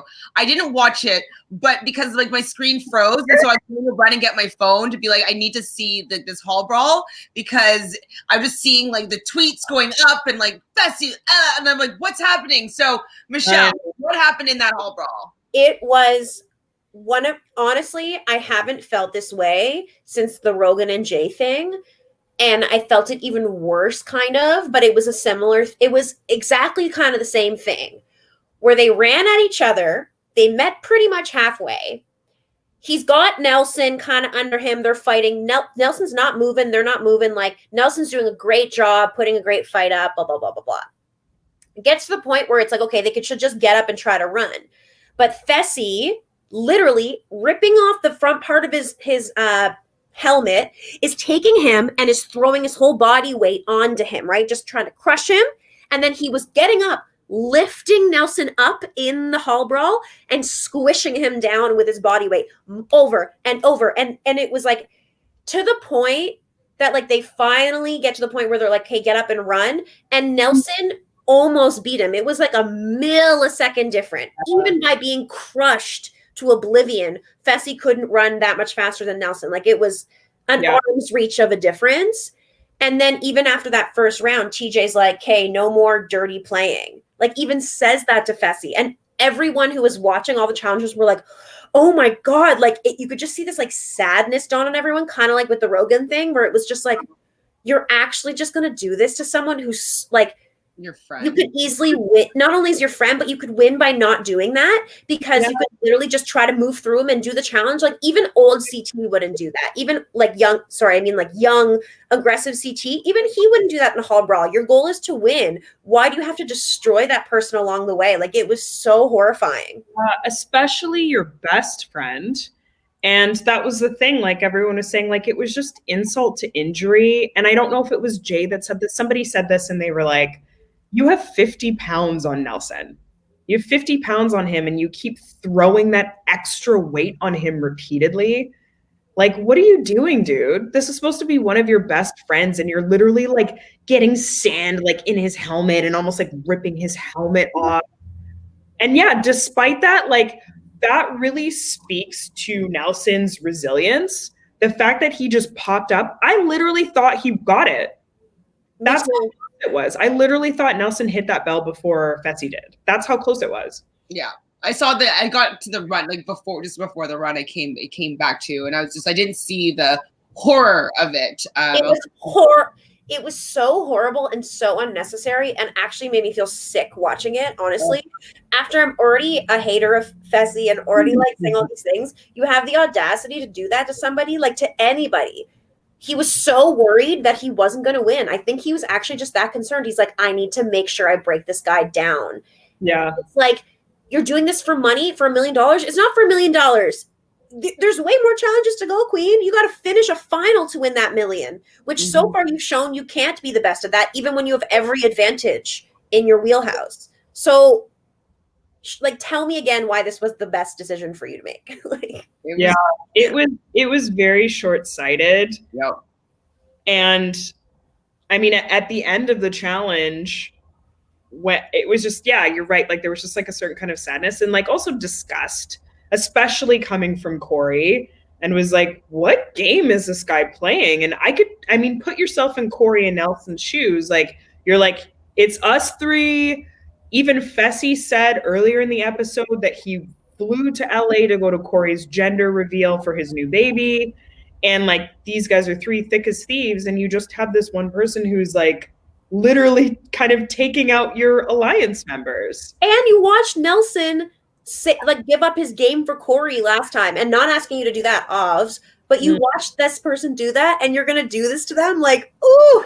Yeah, that was nasty. But it made me laugh. And I was just like, yeah, when like Fessy goes to give him a hug at the end, Nelson just like pushes him away. Yeah. And Corey was like, yeah. So I'm really excited to see what happens when Fessy gets back to that house, because I do believe he's going to have a really big uphill climb for the rest of the season. How though does like he have a little thing romance with like Gabby and Tori after? Like, I would not be able to date that person that did that. Like, it would be such a turnoff to me. Here's what I think. I think that Tori, I've said this before, I feel like she's just kind of like chameleon, opportunist. In regards to her, whether she dated Fessy during the season or they had a hookup or after the season, she was also engaged to Jordan. Jordan has done a lot of very uncouth things over the years. Yeah. So I really think that that's something that really phases her. And in regards to Gabby, I just don't really think that she has many people to work with. It's not like, I don't really think, like, I think Gabby is very smart, and Big T has also said as much, but I think Gabby just doesn't really have that many moves to really work with. And Fessy seems like a good option strategically. And not to mention that just made me think, now if he has all these new enemies out of his alliance members, no one can trust him. You're losing Anissa, that's a trusty person to lose. You're losing Corey, you're losing all these people, and you already didn't have Devin or whatever. And so, hey, maybe I'm going to go start hooking up even more aggressively, going for this rookie who's have more numbers. Then he can get all the rookie numbers on his side. I don't know. Maybe he's trying to do that. Ugh. Are you giving him that much credit? I would agree with that. Okay, what did you guys think of the Corey Nelson combo outside? When did that happen? Oh, that was earlier in the episode, right around Deliberation. I remember, I can picture it, but I don't remember what was said. I think it wasn't mostly about Amber. Just Oh, and Corey's like, I don't know why you picked her. why did you pick Amber? I did write it down. Why did Nelson choose Amber? Like, Corey always has such bad alliance members. Like, he's just been doing this for so long, and it's like, don't try the same thing over and over and expect different results. Yeah, like, stop going with the same alliance. And like when he was aligned with like Hunter, it's like, why don't you try to work with people? Like, if he had just actually worked with Wes, like, work with people who have longevity, man. Like, with people who, not just one season. Yeah, Fessy was on your side, but he never was in a position where he could be not. You know what I mean? Like, and he had nobody, and he was a rookie. Like, that's not a good way to judge someone's character, really. Yeah, not smart, not smart. Natalie also asked, what did Jay do to Josh? We don't really know. No one knows. Josh breathed in his was shorter than him. Was shorter than him. That's what he did. He wore a hat. Yes, Fanta, we respect Jay. We love Jay. Hi, Lightning. Nice to meet you. Jay is the king. Agreed. Yes, Jay is literally a bothered king. He's so not bothered. I love it though, because like that's what it takes to win, is to not allow yourself to get riled up by these people. They're just doing that for screen time and to like maybe create an enemy, or they're doing it on purpose. So it's just, I love that he sees through the bullshit. It's refreshing. Adrian also says, Josh, if you like say one word, he gets mad. If you ask him how your day was, he cries. I can't. Yeah. True. Less Big T and more Josh. Less Big T and Josh, more Darrell and Teresa. I'll keep Big T. I'll say less Josh, and I'll take all three of those more than ever. We can take Josh out of there, but everybody else. We need Darrell, guys. I'm starting to get scared that because we're not seeing him, it means in and out. I know. I really don't want them to keep like pushing him out of the challenge. I think they can really just put him forefront and let him show his stuff more. Yeah, absolutely. So Emil also says, when I say Fessy didn't know in advance that he'd go in against Nelson, I mean before everyone was walking to the crater. Yeah. Yeah, but I still think that he had an idea that Nelson was going to be the person going in. Maybe he didn't vote for them and he thought it was going to be who? Who was the other option? Oh, Teresa and Jay. And also, not to mention that Nelson and Amber went down first, and then the votes happened. He could have easily been like, signaled Tori no. Josh even said, "Hey Tori, no, throw me in." Like, gave the opportunity for them to change their vote. You know what I mean? You guys dying though when Josh was like, "I got myself in the zone. I was in the zone, man, and then he I was in the zone, and he just like took it from me." Huh. I just it. It's just this constant thing of like, Josh, nobody asked you and nobody cares if you got in the zone. Literally no one is listening to you. Yes. King Cash has got it right now. Hi, King. It feels like Fessy watched Bananas and was like, I can do that, but didn't learn timing is everything. Exactly.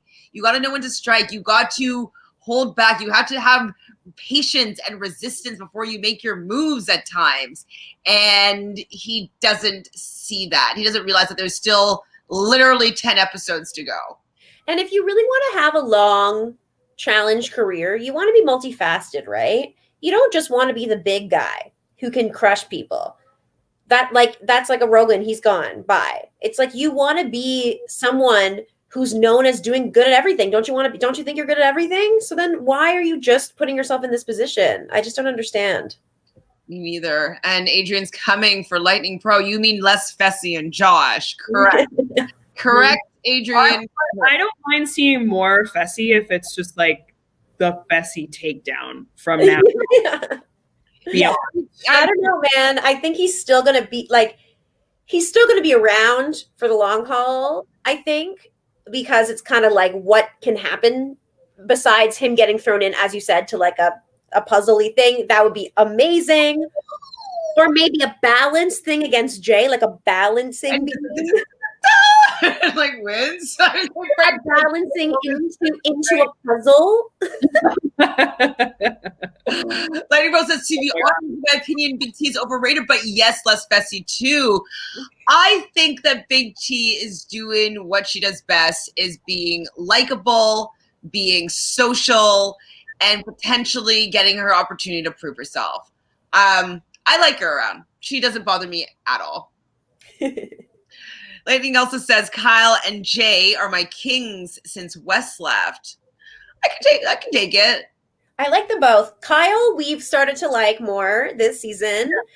He's making some bold moves. He's acknowledging that he's lying sometimes. He's not pretending to be this almighty great person. So I do appreciate his energy. I do. I'm liking Kyle a lot more than a lot of people.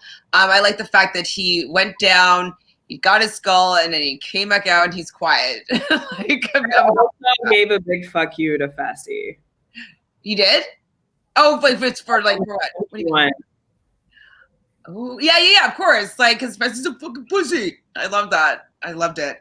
Okay, so I do want to ask you guys this because I really thought that Fessy, because he won the hall brawl, as we find out, and I did like how Corey was like saying to Nelson, "Hold your head up," but I thought that Fessy would have chosen a different partner. Michelle, who did you think that Fessy was going to choose or should have chosen? Well, I had a couple thoughts run through my mind. So thank you for asking. First of all, I thought, okay, is he going to be smart and wait to get rid of her? Then I thought, no, it's Fessy. He's already shown that he's going to choose someone. Then I thought, okay, he probably wants Tori. Oh, wait, he can't take Tori. She's the double agent of the week. Okay, who else could he take? And honestly, I wasn't quite sure. It was all happening so fast. I thought maybe he could have picked Lolo or maybe to take Cam back from Kyle. I thought maybe because she's kind of part of that whole thing. I thought maybe to pick Casey. I was surprised. I was surprised myself. Fanta, did you have thoughts in this moment? I wasn't. I mean, first of all, I was like, you are trash for doing what you just did to Anissa. Mm-hmm. There was more respect than you've given her, and like the whole speech that he gave, it was just a piece of shit. He's a piece of shit. Yeah. Anyway, I wasn't super surprised that he picked Casey because now he's kind of got his back against the wall a little bit, and Casey is still pretty well liked. So I think that his thinking was like, okay, Big Brother crew, like I'm tight with Casey. And also people aren't going to really want to target Casey necessarily. I think that was like kind of like his best kind of strategic move. I'm not saying it was a good strategic move. I'm just thinking like in his head that was what he thought was the best for him. Yeah. But I also thought it was hilarious. Like, remember earlier when I said I have never seen Casey look that stressed? So now I have never seen Casey look I actually got points towards, like, I'm not a Casey fan, as people know, but to be honest, she got points from me this episode because she had a sane head on her shoulders and was like, what is happening? What is going on? Now we're the biggest target. He's just ruining her game to benefit his own. Again, doing another selfish thing to protect himself and pick someone like her because she's associated with Josh and she's associated with all these people who like her, like Nani and blah, blah, blah, blah, blah. But it's like, you're creating an enemy for future. As you said, future seasons, future this. Like, is this your last season? Second season, last season? You're thinking you're going to win $1 million and then that's it? Okay. Then we're never going to see you again. But that's not what I think. I think he thinks he's going to have like a long career. Yeah. Yeah, but I can't remember the last time I've seen such a big domino of poor moves. This is really like, I was like, I mean, it's amazing to watch it when it's somebody that you don't like. It's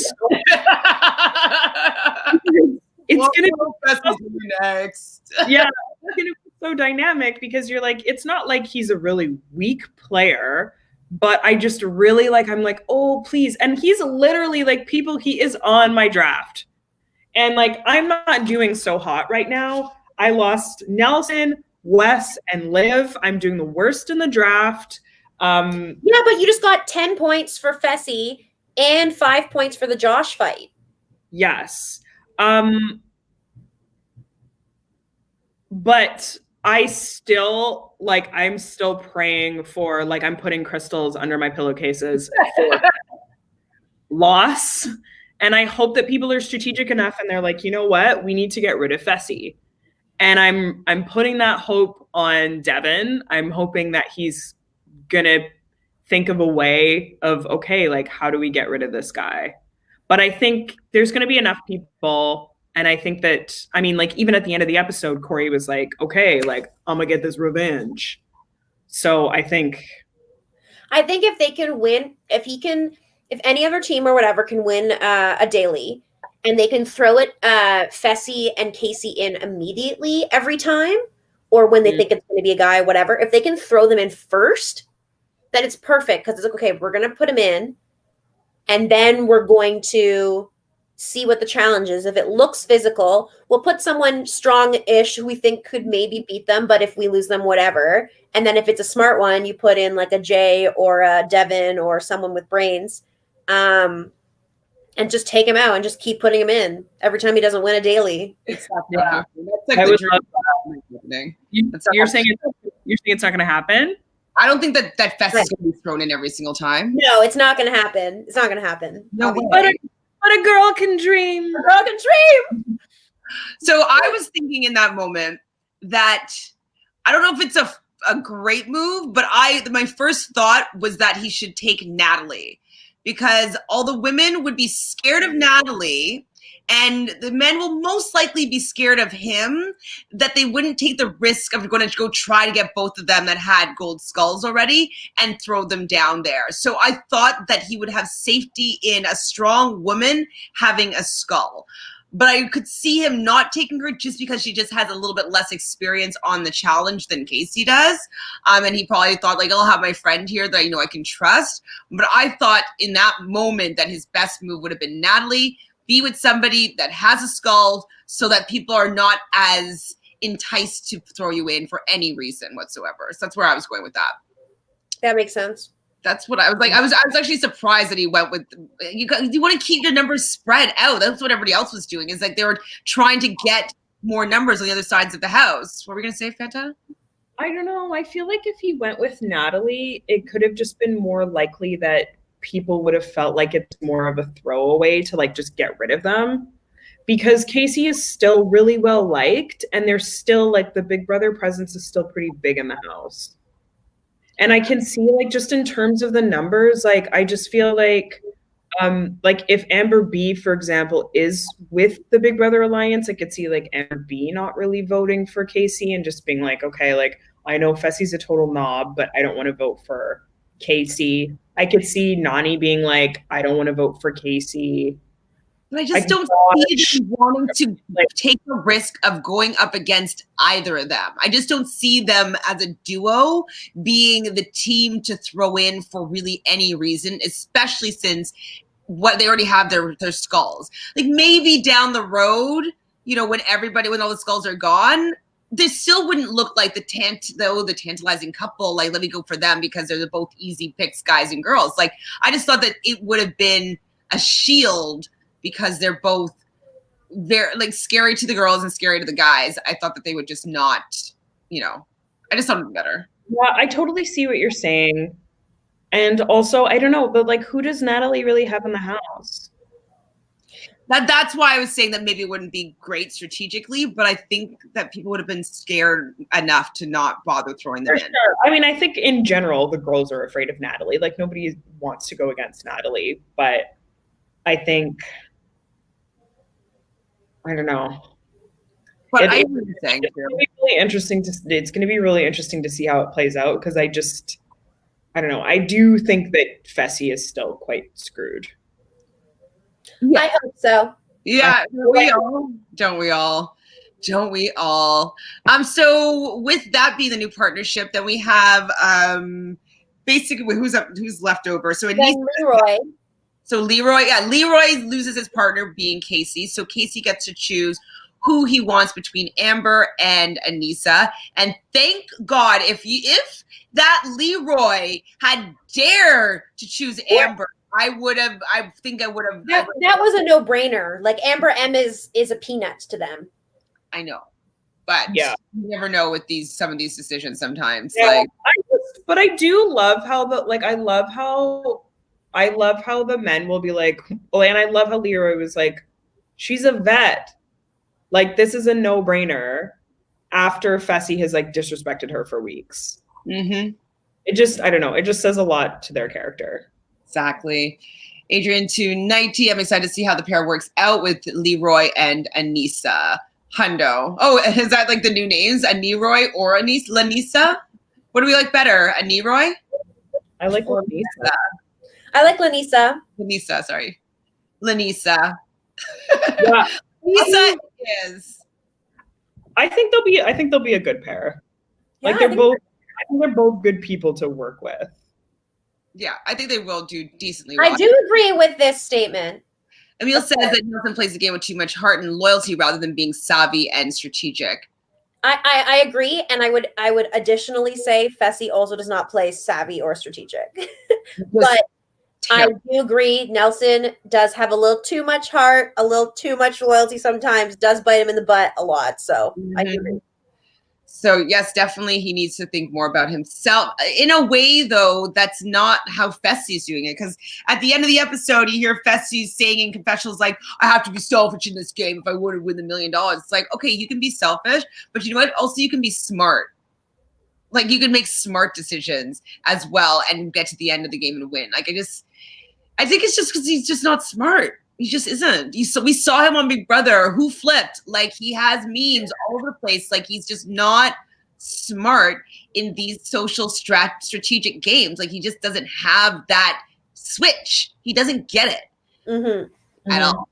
Exactly. Oh my God. Imagine being like in an alliance with him. Oh God. So it's also stupid Tori couldn't just go in and force a girls' day. I don't think that could have happened. If she went in and then it would have, if she was like, let me go in, then Devin would have gone in. Yeah, it just needed to be like, there's just an uneven amount, and it makes sense the way they're doing it. So, like, pretty much 100%, I'd say next week is a girls' day. It should be, yes. Or maybe double elimination. Which I thought maybe it was going to be a double today, and then back again next week. Next week, let's do double. I feel like it's going to be a double next week. I'm scared, but I think it's going to be a double. I think it's gonna be double too.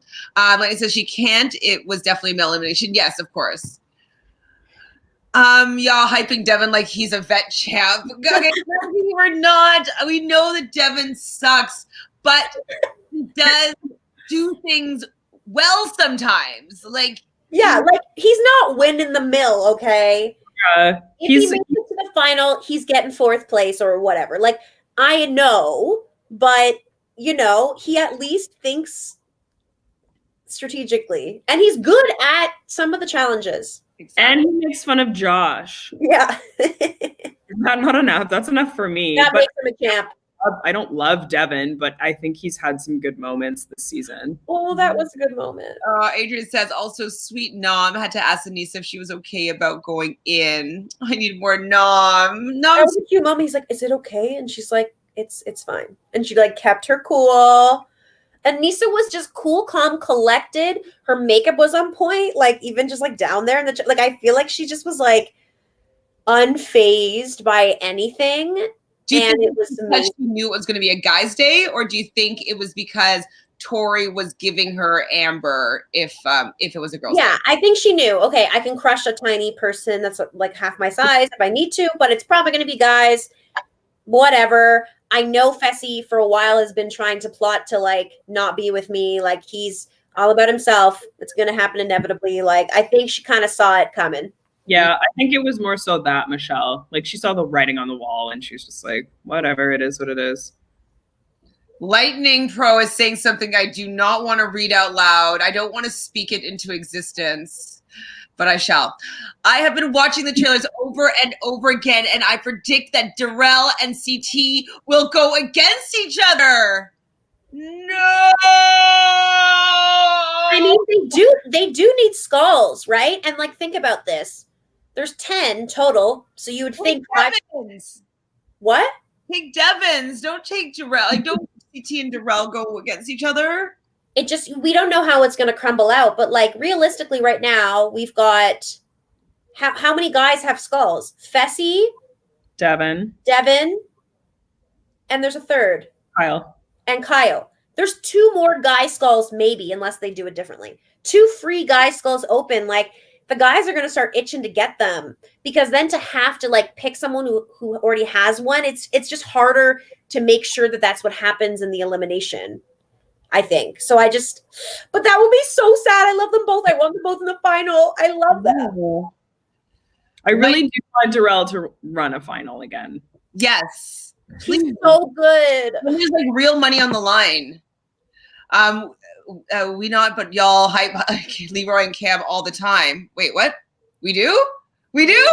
Allegedly, we don't. Allegedly, we were Cam haters. So, allegedly, we're Cam haters. So thank you, Lightning Pro.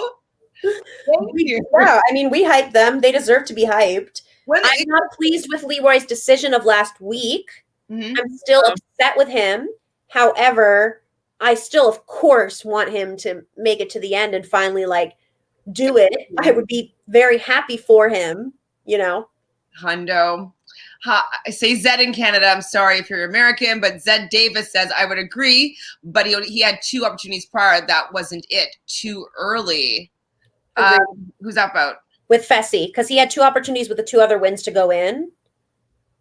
Yeah, I think that he probably was like, didn't want to be embarrassed that people would call him a pussy, that he saw a hall brawl and he didn't go down and take it. I don't think that he was thinking that people might be like, oh, we get it, like it's your friend. I don't think that he crossed his mind. I think it was more his ego saying, like, they're going to say that you're a pussy. It was a hall brawl. You didn't take it. You didn't win. He did mention that he does play football, in case all of you forgot. Did you roll your eyes too, Michelle? Did we all do it? Let's all do it at the same time. Zed also says this reminded me of when Hunter was trying to break Nelson's fingers in that elimination. These people, man, are so annoying. Come on, just play fair and win strong. Like, yes, that's the challenge motto that none of you guys know. Play fair. Win strong. Michelle Nash. Like, and this is like, this is what TJ respects. You want to be respected. You want to be a challenge, like, career person. You want to have all these things. It's like, yeah, I mean, I'm not even a banana stan. And we all know, whatever, hit or miss, whatever. He's done some shady things. But shady things, like, at the end, when it was going to get him more money. You know what I mean? Like, it's like, he's strategic. He got himself well-rounded. And he never, like, hurt someone beyond when he didn't need to. Yeah, 100%. I was just looking at my notes before I was closing it, and I did write down right there, eye roll in brackets. So I'm glad that we took that moment for the eye roll, because I didn't even realize that I wrote it in there. I'm like, eye roll. Hilarious. So let's get through these comments since we're pretty much through the episode. Satan says it reminded me of when during the duel 2 when Landon and Brad were dueling in the back off, and Landon is wrestling with Brad while Brad is focused on hooking the ring. I don't remember this. Michelle, our historian here. Yeah. I remember this, but yeah, like, it's just being focused on the right thing. Right. But I mean, Landon, I don't remember this specific moment. I remember Duel 2, but I mean, Landon would never, like, try to physically hurt someone in the display that we saw tonight, or in the Jay versus Rogan situation. Well, the thing, like, the way that people hurt people back in those days was like the bananas backpack. You know what I mean? Like, that was the showing how strong you were moment, just seeing, like, bananas legs, like, you know, yeah, on the back of CT. Like, that was when you were seeing these epic moments be made. It's not an epic moment smashing someone's head into the sand. It's just like, it's not epic. Yeah, and even even in, was it Rivals 3, like with Tyler and Johnny and Adam and CT. Like, that was Rivals. Yeah. Was that Rivals 3? Rivals 1 with CT and Adam? Oh, yeah, Rivals 1. And, like, even, like, when there's, like, of course there's going to be impact. Like, we're not trying to say, like, there should never be impact. But I think there's a difference between giving impact, like if you're like running a train versus like CT smoking somebody and then while they're down, like also beating them up while they're there. Definitely different. Okay, so this I think might be a hot take. So Emil also says, I think long-term career alliances are a bit overrated. The challenger needs to take accountability for their performance to win. Jordan has no alliance outside of Tori and has won challenges. Yeah, but Jordan has won challenges by being smart and strategic and going in the right time and winning the things and not destroying someone. Like, to compare this, I just... He's comparing the fact that Jordan doesn't really have strength in numbers and people. And still won, so Fessy could win. Agreed. Fessy could definitely win on his own, 1,000%. But why did he set up all these alliances with himself in the first week or two to then break all of those promises at once? Like, Jordan just doesn't fucking make promises. Jordan is just like, I'm playing my game. I'm going to be kind of an asshole sometimes, and I'm going to be good and win most things. Whereas Fessy, like, pretends and lies and says he has all these things, but then not even in a smart, savvy, snaky way. He's literally just like, okay, in this moment, I'm seeing a hall brawl. I'm throwing myself in. I don't care who it's against. I'm going to destroy them and physically pummel them to the ground and pummel sand into them and play dirty just because I want to make sure 1,000% that I win this when I'm not getting any money and it's literally like week 4. Yeah, I can see what you're saying, like about thinking it's overrated, but I don't know. I just also feel like I'm like, yes, Jordan is like one of the GOATs, but also at the same time, his last challenge, he got thrown in because he didn't have an alliance. Like, he didn't have enough numbers to protect him. And that is what is starting to become the downfall of these GOATs, so to speak. So you see that we saw that West got sent home. And like, I mean, that was kind of his own choice, but they're getting targeted much earlier. So, I mean, there's been talk of like, I think Bananas even said this on a live recently, like he wants to take off a couple of challenges till his target gets smaller. But yeah, again, with Jordan, like you can be as good of a player as you are, but if you keep repeatedly getting thrown in because you don't have the numbers, that's going to break you down. Eventually you're going to slip up and then you're going to go home. Yeah, and you're not going to want to come back. Like, they're going to take a break now to see if they can come back with a different dynamic. So, yeah. I mean, he only wants to do this challenge, and the next time that he comes, he won't be set up, and he'll just be thrown in, and people don't care about working with him, and nobody's protecting him. Totally fine. Overrated, you know? And also, I think it's like, I mean, I think just in general, like, yeah, you can, I can see that it is a little overrated, but it's also like very obvious that that's what he's interested in. He said that the challenge has given him new life. Even now he posts on social media that like he lost his football career. He was very upset. And this is something for him that fulfills that need and that pocket for him. So it's pretty clear that he wants to keep doing this. And if he wants to keep doing this, that is a long-term challenge career. It is what it is, really, you know? I mean, long-term is also like 3 to 5 years, and that's a very big possibility. He's already done 2 years of it. So true, yeah. He also says, look at Laurel and Evelyn, who are arguably the best female challengers. They rarely have any alliance and are just these people. The game is also a lot different than it was back then. They would have been protected just by being vets back then. Like, they just wouldn't have people coming for them because it would be power in numbers, not necessarily the fact that we're best friends or we're in a strong, stable alliance. So it was always vets versus newbie. They didn't have to worry about having a big, really great social game in the beginning because everybody knew that the newbies were going to have to prove themselves. So I think it's hard to look at old school, the challenge, and new school, the challenge, and say that they would do well right now. Laurel and Evelyn, I don't think would do well right now. No way. Laura got eliminated early the last season she was on, you know? And I mean, Evelyn also did have alliances sometimes.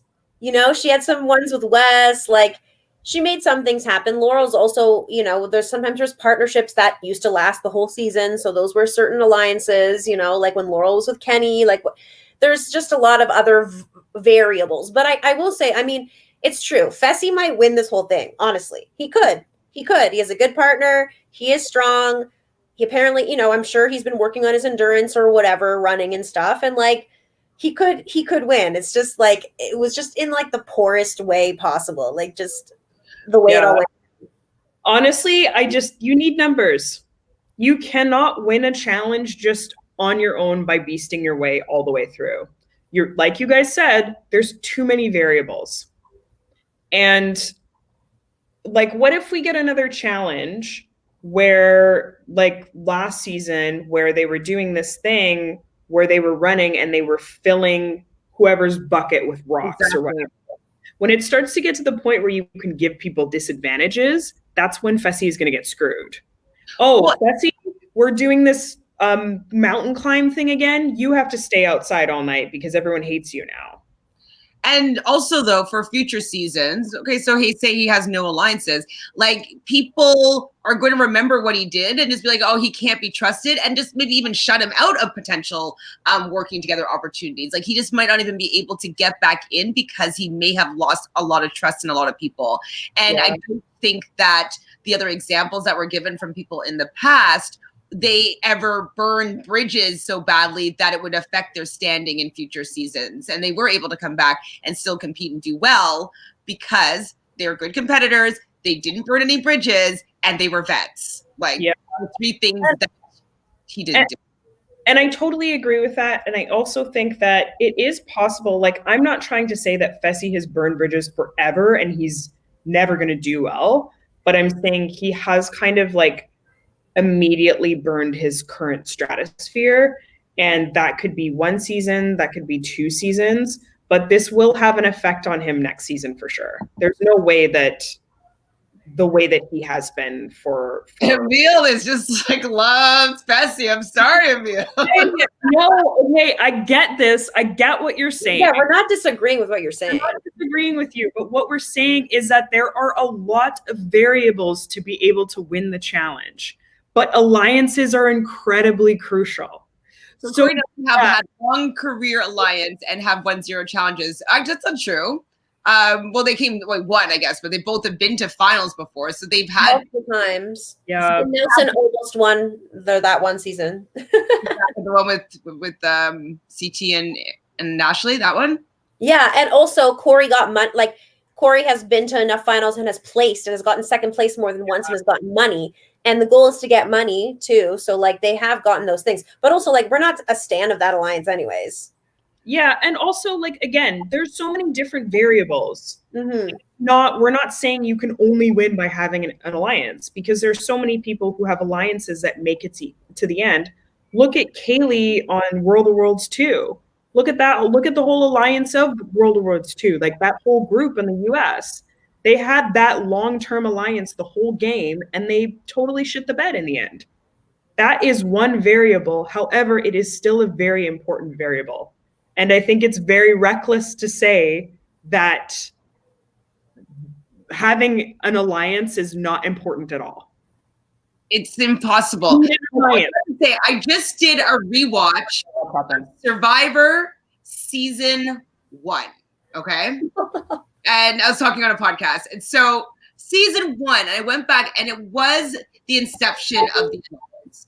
A lot of people on it didn't believe in them, thought that they were dirty, thought they were sneaky. One guy was like wanted to just like pick a number 1 to 10 or just like some chance things. Like he didn't want to actually be strategic in putting himself in a position moving forward.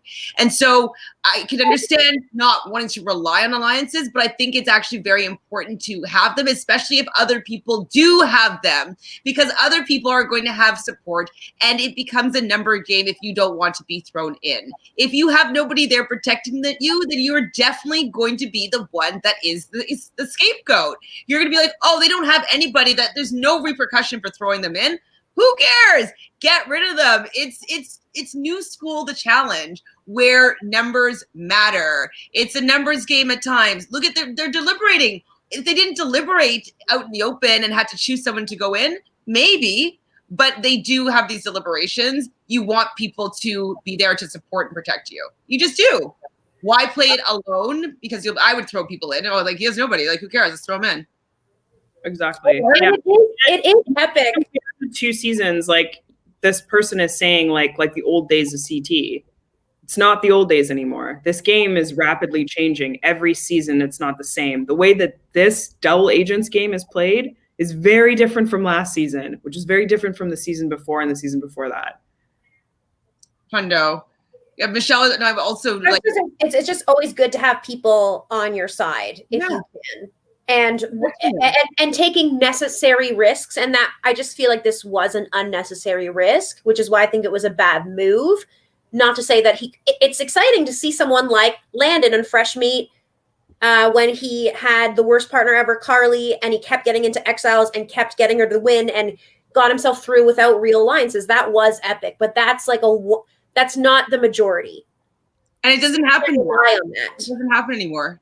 Yeah. And it doesn't really happen anymore either because things have changed. Yeah. And that's not to say that we don't want to see that.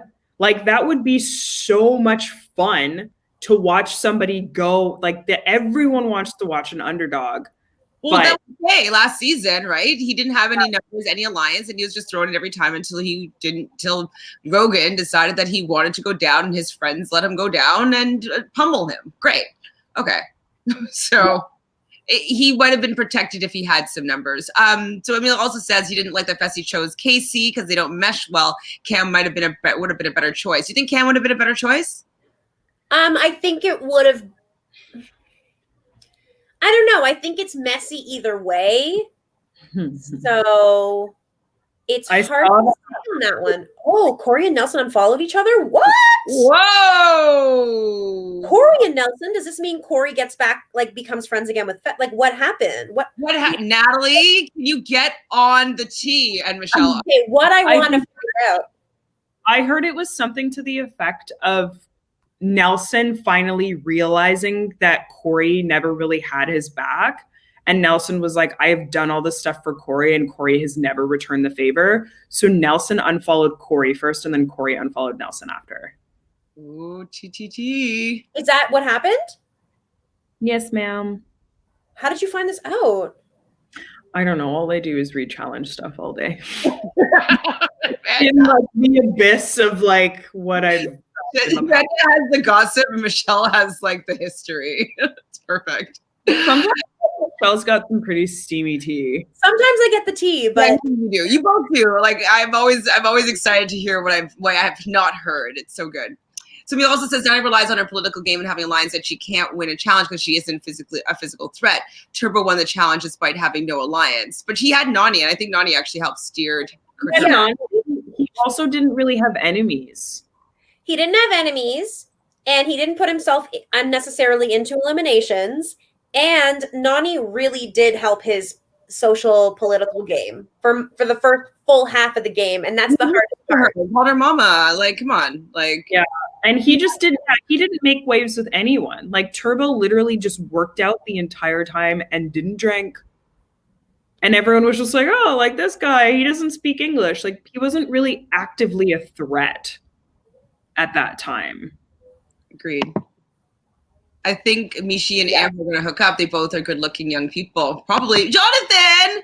Devin goes against the grain. I appreciate that. Yes, I do appreciate that about Devin. He can be annoying, but like he's zero fucks, and I kind of like that. Yeah. And we need that fulfilled now that we've lost my personal king or maybe Prince Wes. Like we've lost him, so we need someone else who's going to troll the people. Tori somewhat messed up Anissa. She could have been with Michi. True. Oh, yeah. Well, maybe she didn't think about that far ahead. I don't think she thought. Yeah, I really don't. It all happened too quickly, right? There's no way Tori thought that ahead. Slice. Adrian says update. Fessy posted on his Instagram saying, I know they're hating on me, but I don't read comments. That's a lie. Yes, you do. Somebody reads the comments. No. Natalie, did you see Laurel's apology for past racist comments? I am going to look this up. Whoa, no. Adrian to Emil says him and Amber already did off camera. Yeah, we did. We're still speculating this. We want the tapes. Find us the tapes behind the scenes. Ooh.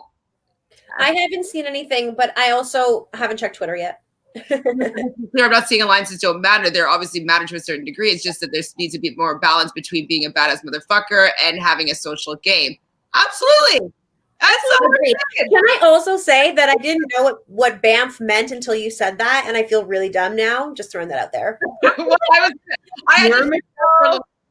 I figured it out for a little bit. 30. What? I was like, you're the youngest one here. Yo, I'm 30 now, though. I'm over the edge now, so I don't know anything. I mean, honestly, though, I was like, "What's that, BAMF, man?" I figured it out. And then I understood it. But yeah, I think we're really, in the end, we're all on the same page here. We just have a lot more like dislike for Fessy.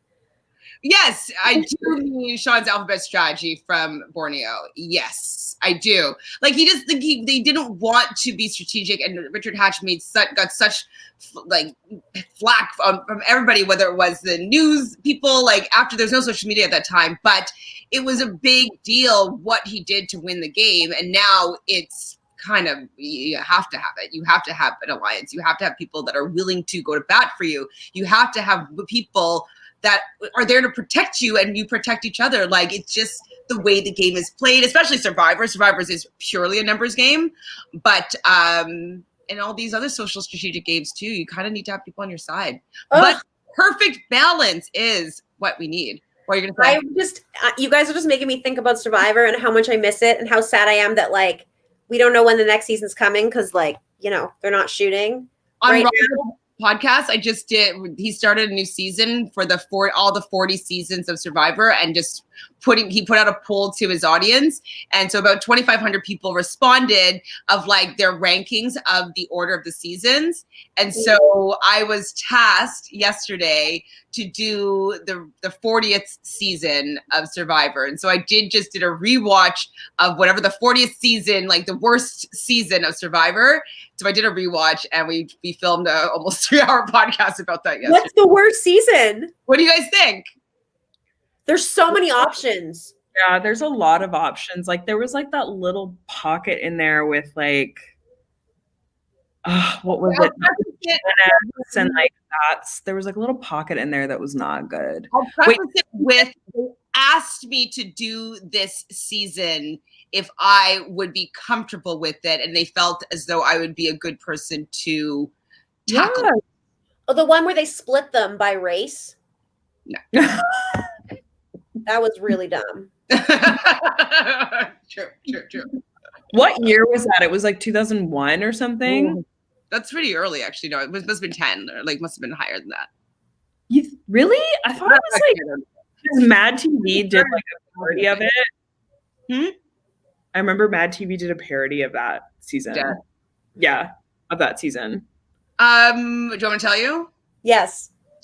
Island of the Idols, with all that controversy and do-rag talk and chauvinism and inappropriate. Yeah, that was a bad one. It was bad. So that was ranked the 40th. So I just did a rewatch. So I'm going to be doing like rewatching all of them as they come. That's season 39. 39, yeah. And the next one that's coming up for next week, if you guys want to do a rewatch and then listen, I'm not on it, but I'm going to do a rewatch and watch the podcast for next week, is Redemption Island, yeah. Yeah, that wasn't a good one either. So that's for 39. I made that exit from my brain. That was so horrible to watch. It made me so mad that it took them that long to get rid of Dan. Oh, that one, 39, yeah. Oh gosh, yeah. We talked about a lot of that. And everything about that season, and just the whole, even the Island of the Idols was lame. Like, and I love Boss and Rob. And just. Oh my god! Yes. Oh my god! As if I forgot. And they would step out onto the beach, and it was just like a big ass carving of Sandra and Rob. They really made us deserve the season we got with 40. They were like, we're going to give you the shittiest season ever, the worst possible season, and then we're going to give you an amazing season. Yes, exactly. Okay, so back to the challenge. So who do you think is the cutest guy on the show? Okay, I personally think this is offensive because I am gay. So you can still and girl. Question, but you can also ask me who I think is the cutest girl afterwards. We'll do both. Thank you. Are we talking about like who's left? Let's just say for the whole season. I don't remember who's gone. So I mean, I know you really want to pick Joseph, Michelle. So cutest is specific. Okay, let's talk about this because cutest doesn't mean hottest. Cutest doesn't mean like most attractive. Cutest is like, oh my god, they're the cutest. So I think I'm gonna go with probably Jay is probably my first pick. But also Jarrell is cute. Ooh, I would love a little Michelle Jarrell. Oh my god, our names together. He's married, has kids. It's fine. So cute. I'm thinking, I mean, I kind of started crushing on Jay a little bit this episode. I liked him like not giving any fucks towards how Josh was trying to be all beefy and like, I liked how he stood up to Josh. So I'm surprising. I usually like taller, bigger guys, but he held his own today and I kind of was into that. So I'm liking Jay. Weird. I agree 100%. As you all know, Jay is king. He's nimble, fit. Like maybe like funny. A cougar romance with him. He could be my child, I think. But no, he's not that young. If he's in his mid-20s, he could be my child. He's not. He's 32, maybe. Oh, okay. I thought he was like. No, he's a bit like. I'm gonna say like not too young because anyone who's like in their 20s, I'm like, you're too young. Yeah, he really is growing on me on this season, though. Okay, so good. He is a Gemini, which is great. We love Geminis, me and you, Michelle. And he is Gemini is trash. Continue. What? He said dating a Gemini is trash. Continue. Well, or maybe because, the thing is, though, you are a Virgo, and Virgo and Gemini both share Mercury, but you guys don't use Mercury in the same way. So I think that you guys kind of butt heads a little bit with kind of sharing that same planetary. I wish you told me that 3 years ago. Oh, sorry. Okay, wait. Who's the cutest girl? Cutest girl? Thanks for asking. I think the most smoochable, I do think Gabby's really cute. Gabby is so cute. Mm-hmm. Gabby's so cute. Gabby's really cute. I'm in a tie of Amber B and Gabby. Okay, because Amber B is like more model-esque attractive to me, but she does have like a cuteness, I suppose.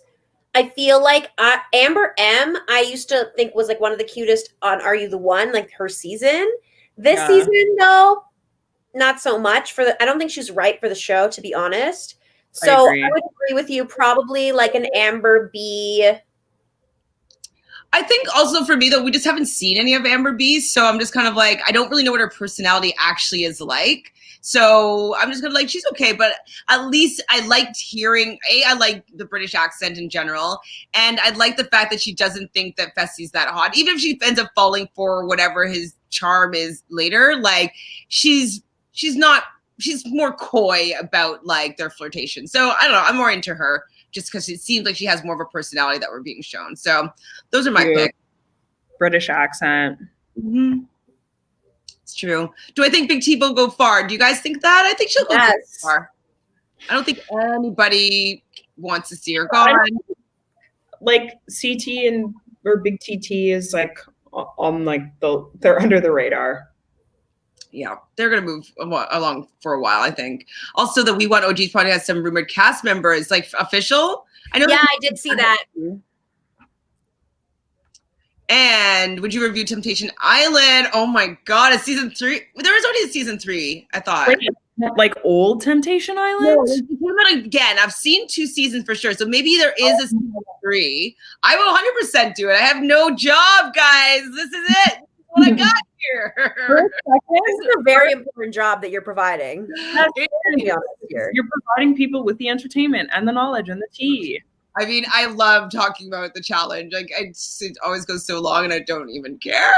Oh. I will, Sam. For you, I will. Do either of you? Are you interested in Temptation Island?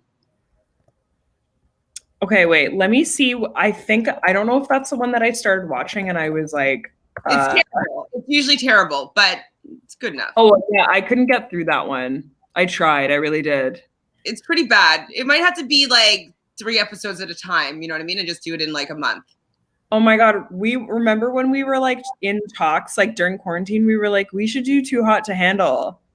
And then we watched a few episodes and we were like, there's nothing here. I watched 1 episode of Too Hot to Handle and I just was like, I'm never going to get that time back. Like, it was so horrible. You didn't watch the entire season?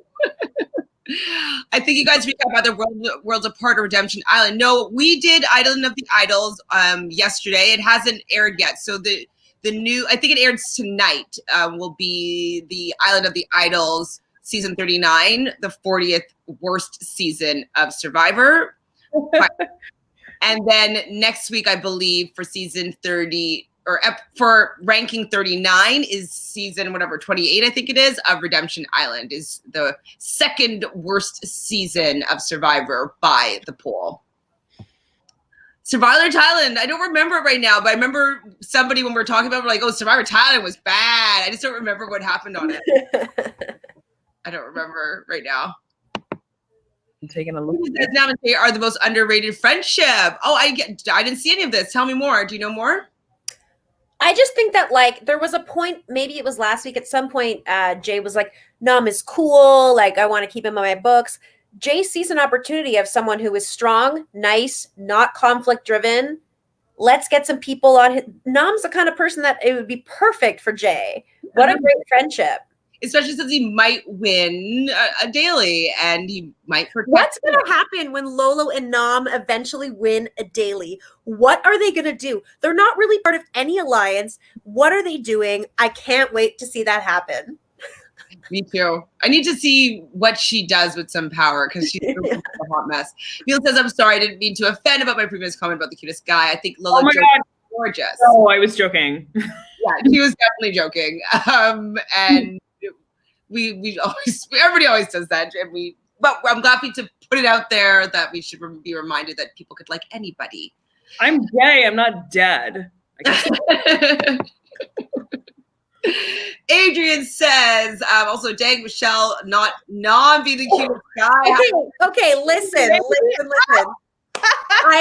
It's so funny you say that, because I actually forgot when I was thinking of the guys, because he's never shown. I actually forgot about him, and I immediately went to Jay. And only now, thinking about Nam again, oh my God, he's going to be so mad at me. He is definitely the cutest. Nam, I retract my statement from before. I really do appreciate being called out. I love mistakes. That she like hashtag shady on that. That's kind of true.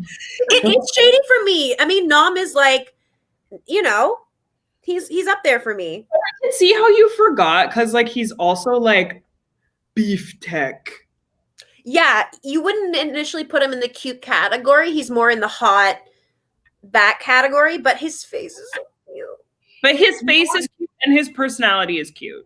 Yeah, his personality is cute. For me, why it didn't jump out at me is that he's aesthetically very good looking, but I don't see enough of his personality to like be attracted to him. I could be like, yes, good looking, but do I want to? Well, maybe I'd make out with him. Oh yeah, you'd really have to think about that, Chantele. Your arm. Okay, here are all those guys who are not on this season. Mine is Joss. Joss. I never really got behind the Joss train. I think he's a little too muscly for me. Yeah, I think he's too good looking. Like he's like too perfect. Too like frosty tips, but like 10 years ago, not in like the early 2000s, you know? Yeah. And I don't know, I always also find it annoying his like kind of homoerotic stuff that he does with Rogan. Like these like wearing briefs and no shirt and like a bow tie, like staring at each other in the mirror with Rogan. You know, and some of that I'm just like, You know that. You know they broke up, right? Yeah, but they got back together. They got back together. Josh and Rogan. Wait, how did their friendship end? Well, it was really. You go. You probably know more. It was really weird because he did like a live or something, and people were like, "How come you guys aren't like talking anymore?" And then he was like, "This was Rogan," and he was like, "Oh well, I don't want to say anything, And then he's like drinking beer, and then he's like, "Oh, like my mom said, if you don't have anything nice to say about anyone, don't say it at all, and you really find out who your friends are when." You're at the finish line and you've won and you see who's cheering for you. Which was like, okay, like, what is that about, really? But then he like being an asshole. Later, of like him sending him like a Merry Christmas or something like that. Uh-oh. Adrian says, I'm a Gemini. I still respect you, Fanta. You're a Gemini, are you? Or are you going to change your mind 5 minutes later? Shade. Shade. Love Temptation Island as well. Kanisha, hi, I haven't seen you. Happy New Year. I might cover it. It really depends on how good the first episode is, I think. Is because like I wanted to cover Below Deck and it was still pretty good, but then I was like, I have to watch it every week, and so I forget and then I don't do the podcast. So it will have to see if whether or not I'm engaged enough to make sure that I catch it live, or the next day at least. Maybe. We'll see. And I love the show because the drama, the cheating, obviously bad, but good for viewers. Agreed. For sure. We love to see it. Temptation Island. I actually went to school with this one girl, Catherine Chantele.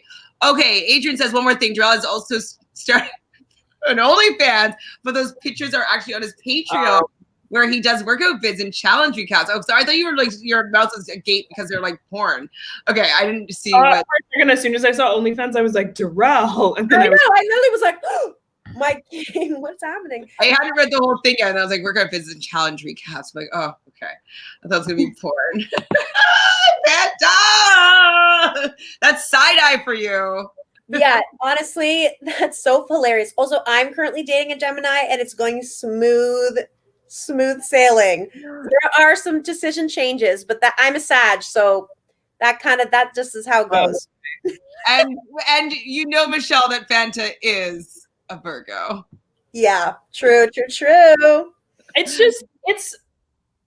I get that it's like not cool to be like really emotionally stable, but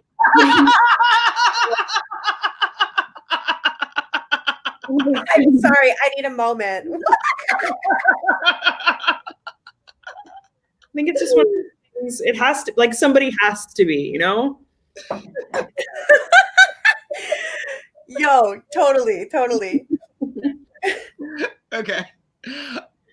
You win this one. Do you have any other tea or talk about this week that's gone on in the challenge world? Challenge mania, challenge nation. Honestly, I'm empty after this. Yeah, right? I don't think there's been much, but I feel like as soon as I like finish, I'm gonna like obviously like challenge, like Wednesday is my challenge day.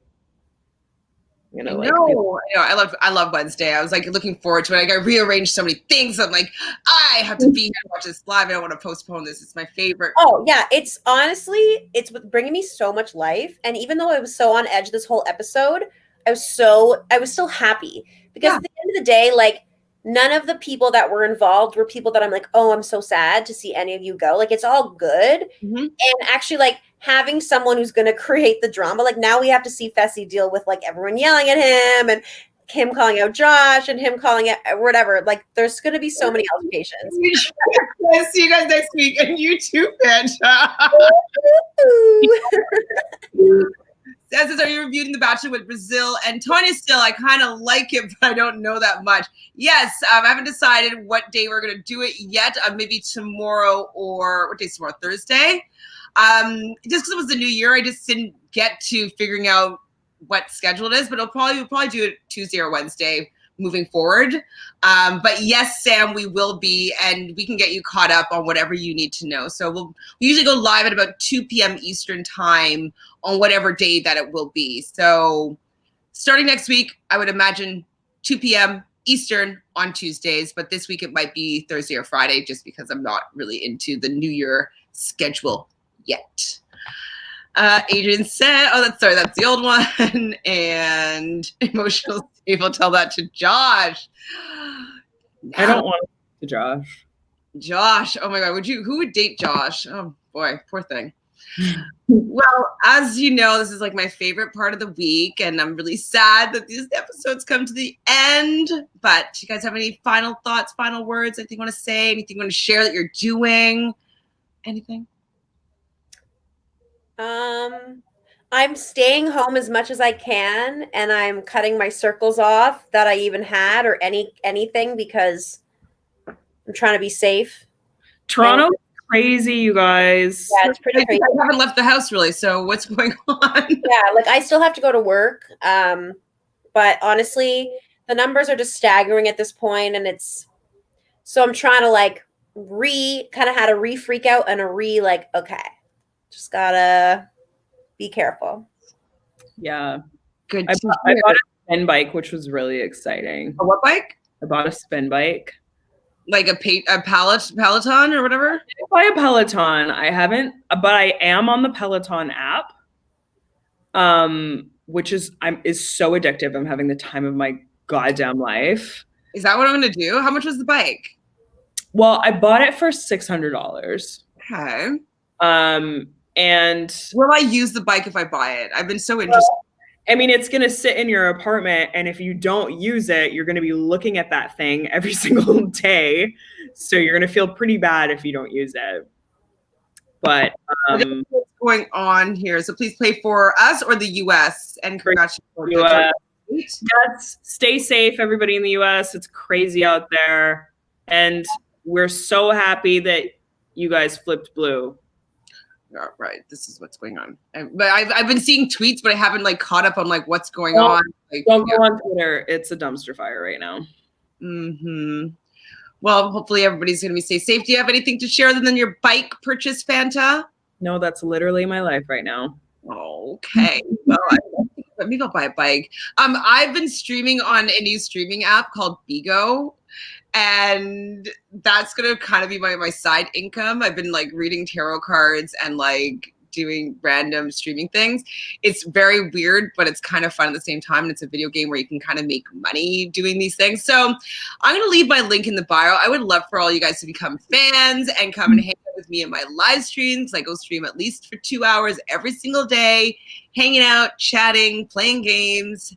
And it's going to be Aquarius season soon. So I'm going to do something every day for Aquarius season on Bigo. So that's something that I'm up to. I might as well start promoting it and telling my dirty little secret now that I figured out how it all works. So yeah, doing that. So love you guys. Remember to subscribe. We're trying to get to 1,000 subscribers. We're getting really close. We're more than halfway there. Like this video if you like what we're talking about. And obviously ring that bell. So every time we go live, you will be notified.